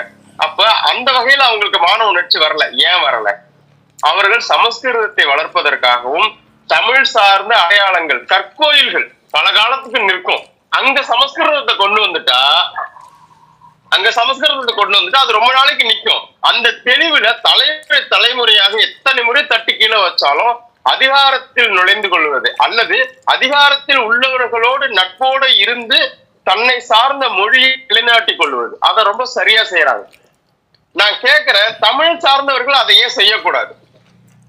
அருமை அருமை அருமை அருமை. இப்போ இருக்கக்கூடியவர்கள் ஆதீனங்கள் அப்படின்னு சொல்லியிருக்கோம். இப்போ வந்து கைலாய பரம்பரை அப்படின்னு சொல்லி பெருமை பெற்றிக்கிறோம்.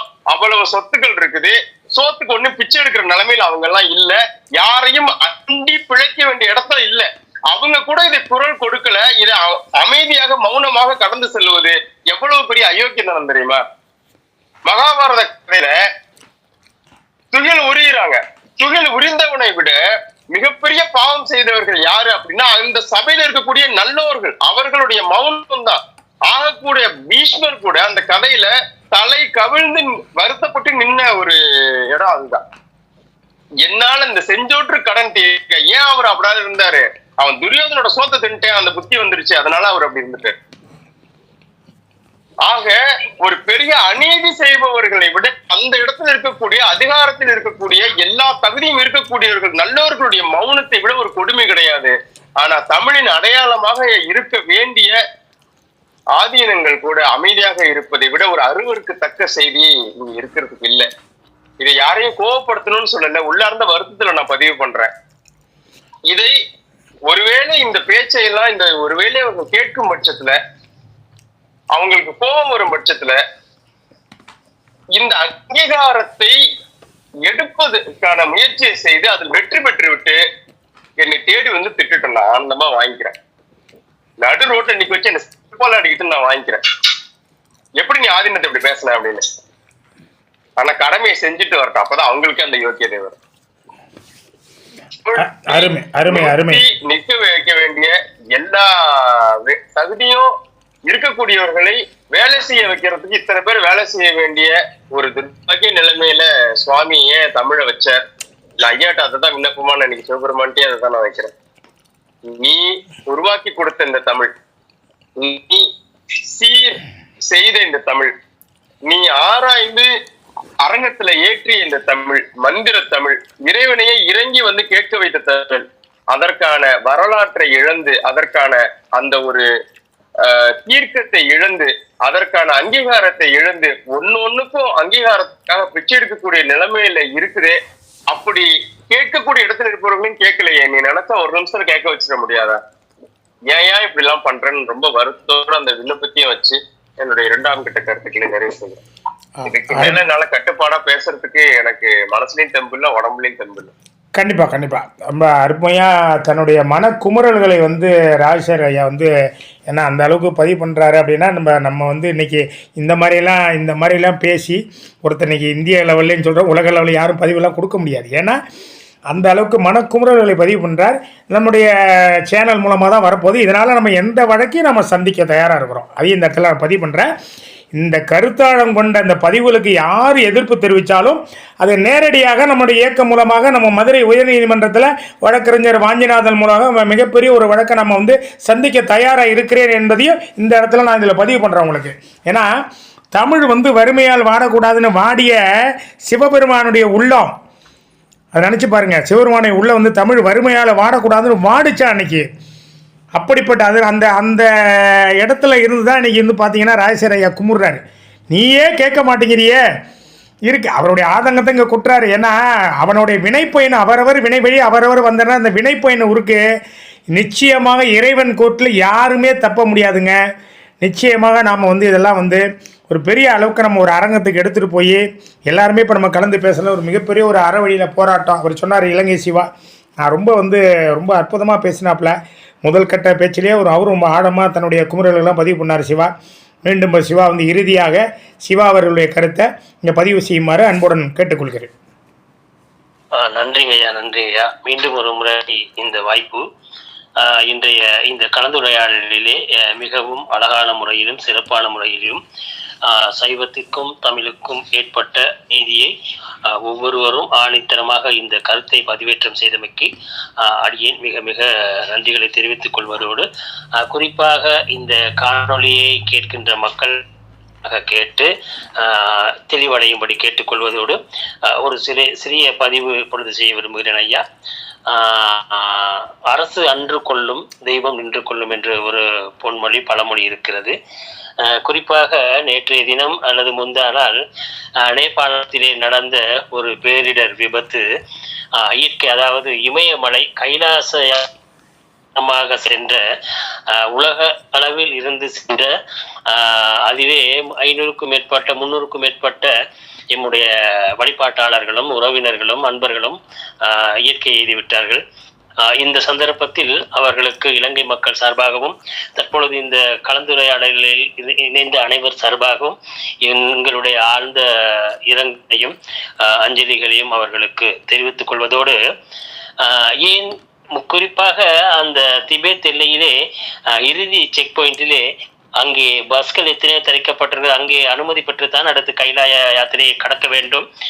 அந்த எம்பெருமான் ஈசன் இருக்கின்ற என்ற இடத்தை தரிசனம் செய்ய சென்ற மக்களுக்கு இவ்வாறான ஒரு துர்பாக்கிய நிலை ஏற்பட்டது என்றால், இன்றைய சங்கம் வளர்த்த சமயம் வளர்த்த தமிழ் மதுரையிலே இப்படியாப்பட்ட ஒரு கும்பாபிஷேக நிகழ்விலே சைவத்திற்கும் தமிழுக்கும் எதிராக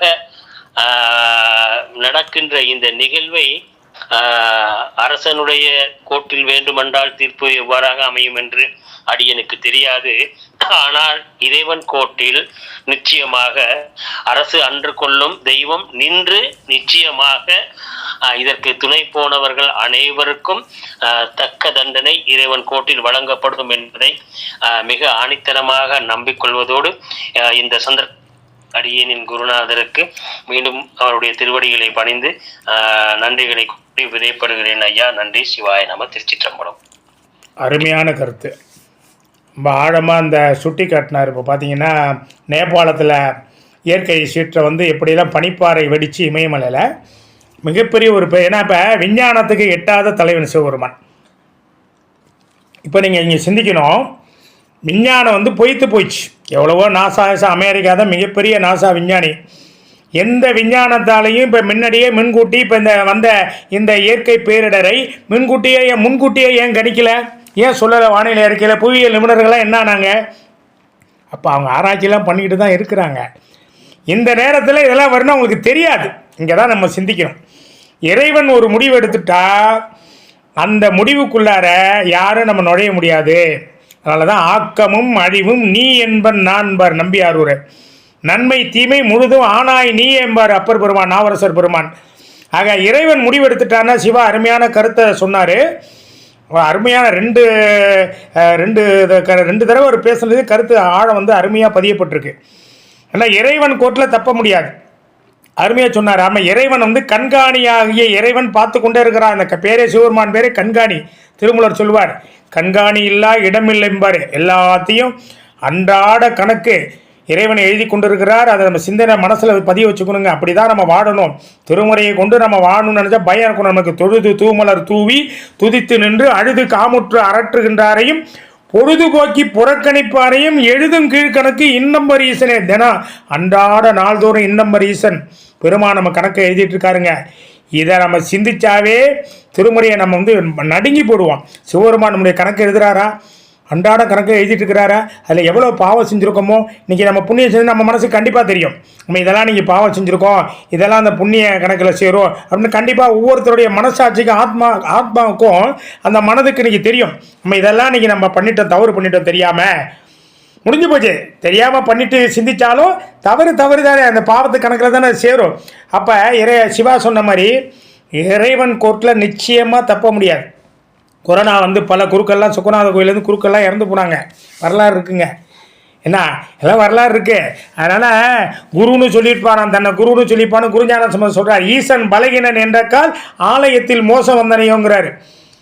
உள்ளே இருக்கிற சிவபெருமான் பலகீனம்னா அவன் ஒன்றும் இல்லாத வெறும் கல், அவன் பலகீனம் தானே, அப்படிங்கிறனால ஆலயத்தில் மோசம் வந்ததோ அப்படின்னு பாடுறாரு. அதனால் இதெல்லாம் அருளாளர்கள் நிறைய நமக்கு காமிச்சிருக்கிறாங்க. நின்பக்கல் அன்பில்லா பாவியர் படும் துயரம் உன் அன்பர் தான் உருவதுங்கிறாரு. பிள்ளை தமிழில் ஒருத்தர் பாடுறாரு, உன் மேலே அன்பே இல்லாத பாவி இருக்கான்ல, அவன் படக்கூடிய துயரெல்லாம் யார் தெரியுமா பெற்றுருக்கா? உன் அன்பர் தான் பெற்றுருக்கா. உன்னுடைய அடியை வந்தாயா இந்த துன்பத்தெல்லாம் வாங்கிட்டு இருக்கிறான். உன் மேலே அன்பே இல்லை பாவியெல்லாம் சந்தோஷமாக இருக்கான். எப்படி சந்தோஷமாக இருக்கான் சொல்கிறாரு. பாவியர் படும் உன் அன்பர் தான் முழுவதும் சொல்கிறார். அசத்திய பேய்கள் அகமகிழ்ந்தே கொண்டாடி மகிழ்வதும். அசத்திய பேய்னா இப்போ பேசிகிட்டு இருக்கோம்ல, தமிழை புறக்கணித்தவர்கள், திருமுறையை புறக்கணித்தவர்கள், சிவபெருமானையே புறந்தளியாச்சு. பேரளவில் தான் அங்கே இருக்குது, அவ்வளோதான். சிவபெருமான் சொன்னாவே அங்கே தமிழ் வரணும். அப்போ இறைவனை புறக்கணித்த மாதிரி தான் அந்த பொருள் அழைப்பதில்லை. சொக்கநாத பெருமானுடைய கோயில் குடமுழுக்குன்னா முதல்ல திருமுறை தான் வரணுங்க. அப்போ இறைவனையே நம்ம புறக்கணித்த மாதிரி தான் அது. இப்போ இதெல்லாம் நம்ம சிந்திக்கணும்ல. அப்போ இறைவனுடைய கோர்ட்டில் நிச்சயமாக தப்ப முடியாது. கரப்பவர் தங்கட்கு கடு நரகங்கள் வைத்தார் என்று நாவரசர் பெருமான் கூறுகின்றார். ஞாபகம் வச்சுங்க, திருமுறை சுடும். படிக்கிறோம், நம்ம ஒவ்வொரு எழுத்தையும் படிக்கும் போதெல்லாம் நம்ம ரத்தத்தில் கலந்து நமக்கு வேலை செய்யும். பயப்படுவோம், அஞ்சுவோம். ஏன் அஞ்சுறோம்? திருமுறை அப்படிலாம் சொல்லப்பட்டிருக்கு. அதனால் நிச்சயமாக இதுக்கு ஒரு நல்ல ஒரு இறைவனர்களால் நம்ம இந்த காணொலி போய் ஓரளவுக்கு மக்களுக்கு அந்த உணர்வு நிச்சயமாக தமிழர்களும் உணர்வாக நிறைய பேர் ஒன்று கூடுவாங்கன்னு ஒரு நம்பிக்கையில் தான் இந்த பதிவை நம்ம கொடுக்குறோம்.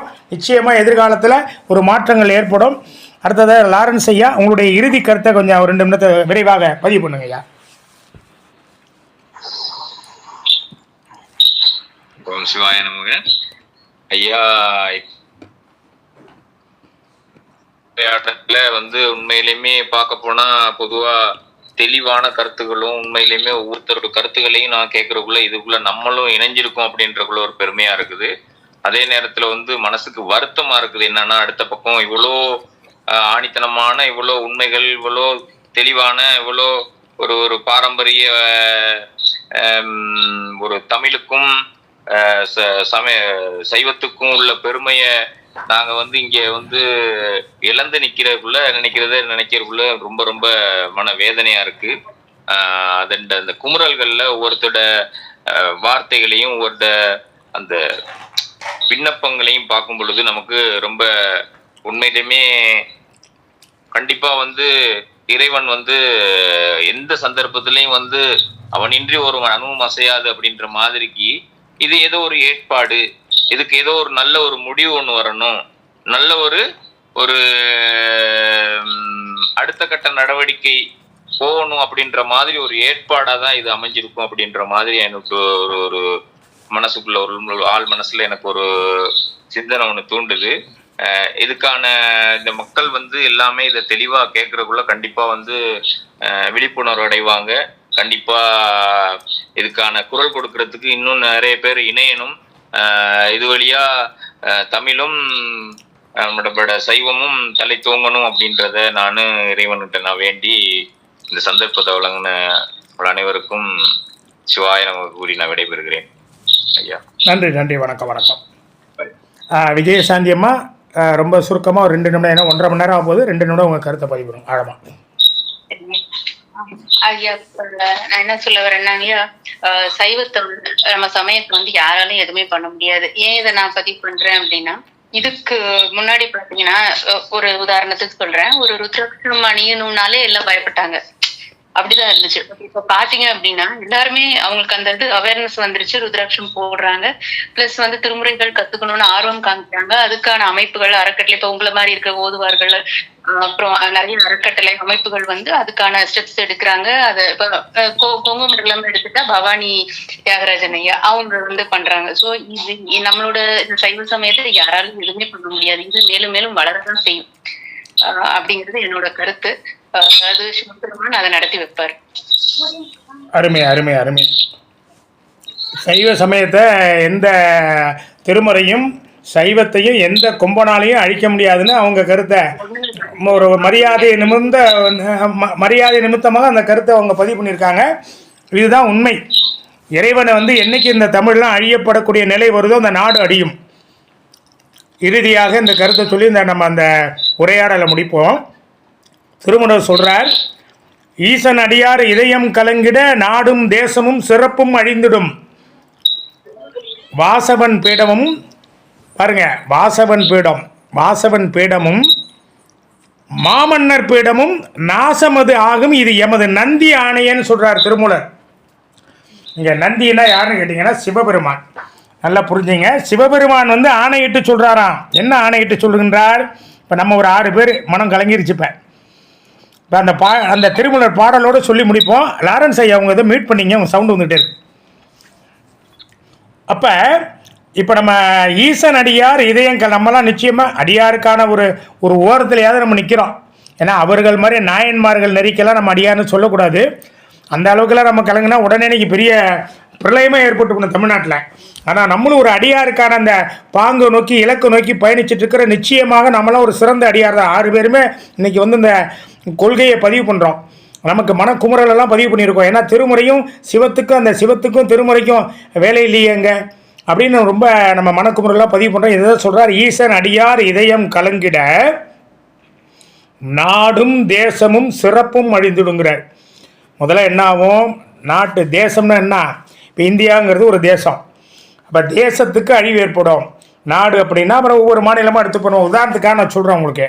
இப்போ நாடும் தேசத்தில் உள்ள சிறப்புகள்லாம் அழிஞ்சிக்கிட்டே வருங்கிறார். நம்ம நாட்டில் தேசத்துலேயும் ஏற்படக்கூடிய சிறப்புகள் எல்லாமே அழிந்து கொண்டே வரும். ஏன் அப்படின்னா ஈசன் அடியாருடைய இதயம் கலங்காமல் பார்த்துக்கணும். ஒரு சிவனடியாருடைய மனம் கலங்காமல் பார்த்துக்கிறது தான் மன்னருடைய கடமைங்கிறார். அப்படி அதை தவறுனா என்ன ஆகும்? மாமன்னர் பீடமும் வாசவண்ண நம்ம நாட்டை ஆளுகின்ற இன்னைக்கு சொன்னோம்னா பிரதமர், ஜனாதிபதி, அதிபர் இப்படி எடுத்துக்கலாம். ஏன்னா அன்றைய காலத்தில் மாமன்னர்னு சொல்லியிருக்கிறார். இன்றைக்கி மன்னராட்சிலாம் ஒழிஞ்சுது, மன்னராட்சி கிடையாது இப்போ. அதனால் நம்ம எடுத்துக்கலாம். வாசவன் பீடம் அதை சொல்கிற. வாசவன் பீடம்னா இந்திரலோகத்தை ஆளுகின்ற வாசவன்னா இந்திரனுங்க. அதாவது தேவலோகத்தை ஆளுகின்ற இந்திரன் பீடமே நாசமாக போடுங்கிறார். ஈசனடியார் இதயங்களைங்கன்னா மாமன்னன் நாட்டை ஆளுகின்ற மன்னர்கள் பீடம் மட்டும் இல்லை, தேவலோகத்தை ஆளுகின்ற இந்திரன் பீடமே என்னாகும்? நாசமது ஆகும். இது எமது நந்தி ஆணையன்னு சொல்கிறார். சிவபெருமான் ஆணையிட்டு சொல்லியிருக்காரு. எச்சரிக்கையாரு, அடியாருடைய மனம் கலங்குற மாதிரி நீ நடந்துக்கிட்ட இவ்வளவு நாட்டில் உள்ள தேசம் சிறப்பு எல்லாமே அழிஞ்சிருந்து இருக்காருங்க. இந்த கருத்தை நம்ம சொல்கிறேங்க, சொல்லி முடிப்பேன். ஏன்னா திருமூலருக்கு மேலே முன்னவா நான் நிறைய சொல்லிக்கிட்டே போகலாம். கொரோனா என்ற ஒரு நோய் வந்தது. எப்படி வந்தது தெரியுங்களா?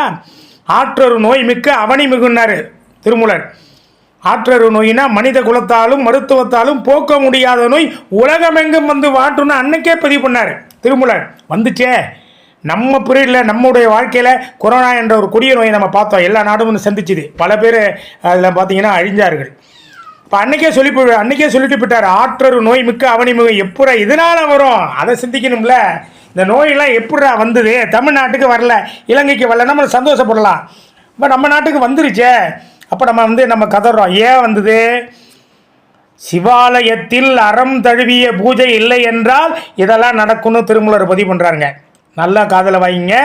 சிவாலயத்தில் அறம் தழுவிய பூஜையெல்லாம் நடக்கலைன்னா இந்த மாதிரி கொரோனா போன்ற நோய், கொடிய நோயெல்லாம் வந்து மனிதனை வாட்டும் கொல்லுங்கிறாரு. இப்போ தெரிஞ்சு போச்சா? அப்போ நமக்கு விடை கிடைச்சி போச்சு. திருமூலர் கூற்றுப்படி சிவாலயத்தில் அறம் தழுவிய பூஜையெல்லாம் இப்போ நடைபெறவில்லை. பூஜையை பற்றிலாம் நம்ம அடுத்தடுத்த பதிவில் பார்க்கலாம். என்னென்ன பூஜை நடக்குது, பூஜையில் என்னென்ன ஊழல்கள். சிவாகமத்தை தழுவி தான் இந்த ஆலயத்தில் சுக்கநாதர் கோயிலில் பூஜை பண்ணுற சிவாச்சாரியர்களுக்கு ஒரு கேள்வி வைக்கிறேன். இந்த ஆலயத்தில் சிவ ஆகமத்தை தழுவிதான் அவர்கள் பூஜை பண்ணுகின்றார்களா அப்படின்னா ஏதோ ஒரு பெயரளவில் அந்த ஆகமத்தை வச்சுக்கிட்டு பரிகார பூஜை, நவக்கிரக தோஷம், நவக்கிரக பரிகாரம், அந்த தோஷம் இந்த தோஷம்லாம் கழிக்கிறாங்க. இதெல்லாம் எந்த ஆகமத்தில் சொல்லப்பட்டிருக்கு? நீ லெட்டர் பேரில் இந்த ஆகமத்தில் இந்த பரிகாரம்லாம் வருது எடுத்து காட்டு. நால்வருடைய நெறியில் திருமுறையில் எங்கேயாவது நவக்கிரக வழிபாடு இருக்கா, நவக்கிரக கோயில் இருக்கா அப்படின்னா கண்டிப்பாக அதுக்கெல்லாம் இடமே இல்லைங்க. வழிபாட்டு நவக்கிரக கோயிலே கிடையாது. இதெல்லாம் ஒரு 30 ஆண்டுகளுக்குள்ள சித்தரிக்கப்பட்டது, கைவர்களால் சித்தரிக்கப்பட்டது. நவக்கிரக கோயிலே கிடையாது வரலாற்றில். ஞாபகம் வச்சுங்க. நம்மளுடைய சைவ சமயத்தில் நவக்கிரக கோயில்கள் கிடையாது, நவக்கிரக அவல வழிபாடு கிடையாது. அந்த தோஷம் இந்த தோஷம் இதெல்லாம் சிவாலயத்தில் கழிப்பது பெரும் பாவம். இதற்கெல்லாம் நிச்சயமாக சேர்த்தே நான் சொல்கிறேன், இறைவன் கோட்டில் தப்ப முடியாது. சிவாகம நெறியெல்லாம் காற்றில் பறக்கப்பட்டு இருக்கின்றது. இதெல்லாம் நம்ம கேட்கறதுக்கு தமிழர்களுக்கு நாதி ஏற்ற நிலையில் நம்ம தமிழர்கள் அப்படி மாறிட்டாங்க. அப்படிங்கும் போது தான் ராஜசேகரையா ரொம்ப இதுக்கு நான் வந்து வார்த்தையை சொல்கிறதுக்கு இல்லை, அவர் எல்லாமே பதிவு பண்ணிட்டார். வெக்கி தலை குனியணும், இதை விட ஒரு கேவலமான ஒரு தமிழனுக்கு நிலை எதுவும் இல்லை. நாக்க பிடிக்கணுன்ட்டார். அந்த வார்த்தையெல்லாம் கேட்கும்போதே நமக்கு மனசு வேதனையாக. ஒரு பக்கம் அவர் உள்ளது கருத்துக்களை என்னால் வந்து அடக்க முடியலன்னு சொன்னார். நாக்க பிடிங்கணுயா நீனு, தமிழனா நீனு, நாக்க பிடிக்கணும், வெக்கி தலைக்கணுங்கிறாரு. ஆக அருமையான கருத்தை 6 பேரும் அவர்களுடைய கருத்தை சிறப்பாக பதிவு பண்ணியிருக்கீங்க. நிச்சயமாக தமிழ் எழுச்சி பெறும், திருமுறை எழுச்சி பெறும். நிச்சயமாக சிவம் ஓங்கி என்றைக்குமே விஜயசாந்தி அம்மா சொன்ன மாதிரி சைவத்தையும் தமிழையும் அழிக்க நினைச்சா நாடு தான் அழியும். ஞாபகம் வச்சுங்க, யாரும் எந்த கொம்பனாலையும் அழிக்க முடியாது என்று சொல்லி அனைவருக்கும் நன்றி கூறி விடைபெறுகின்றேன். நன்றி, வணக்கம். சிவாய நம. சிவாய நம. நன்றி ஐயா. சிவாய சிவாய நம. சிவாய நம. சிவாய நம. சிவாய நம. சிவ சிவ.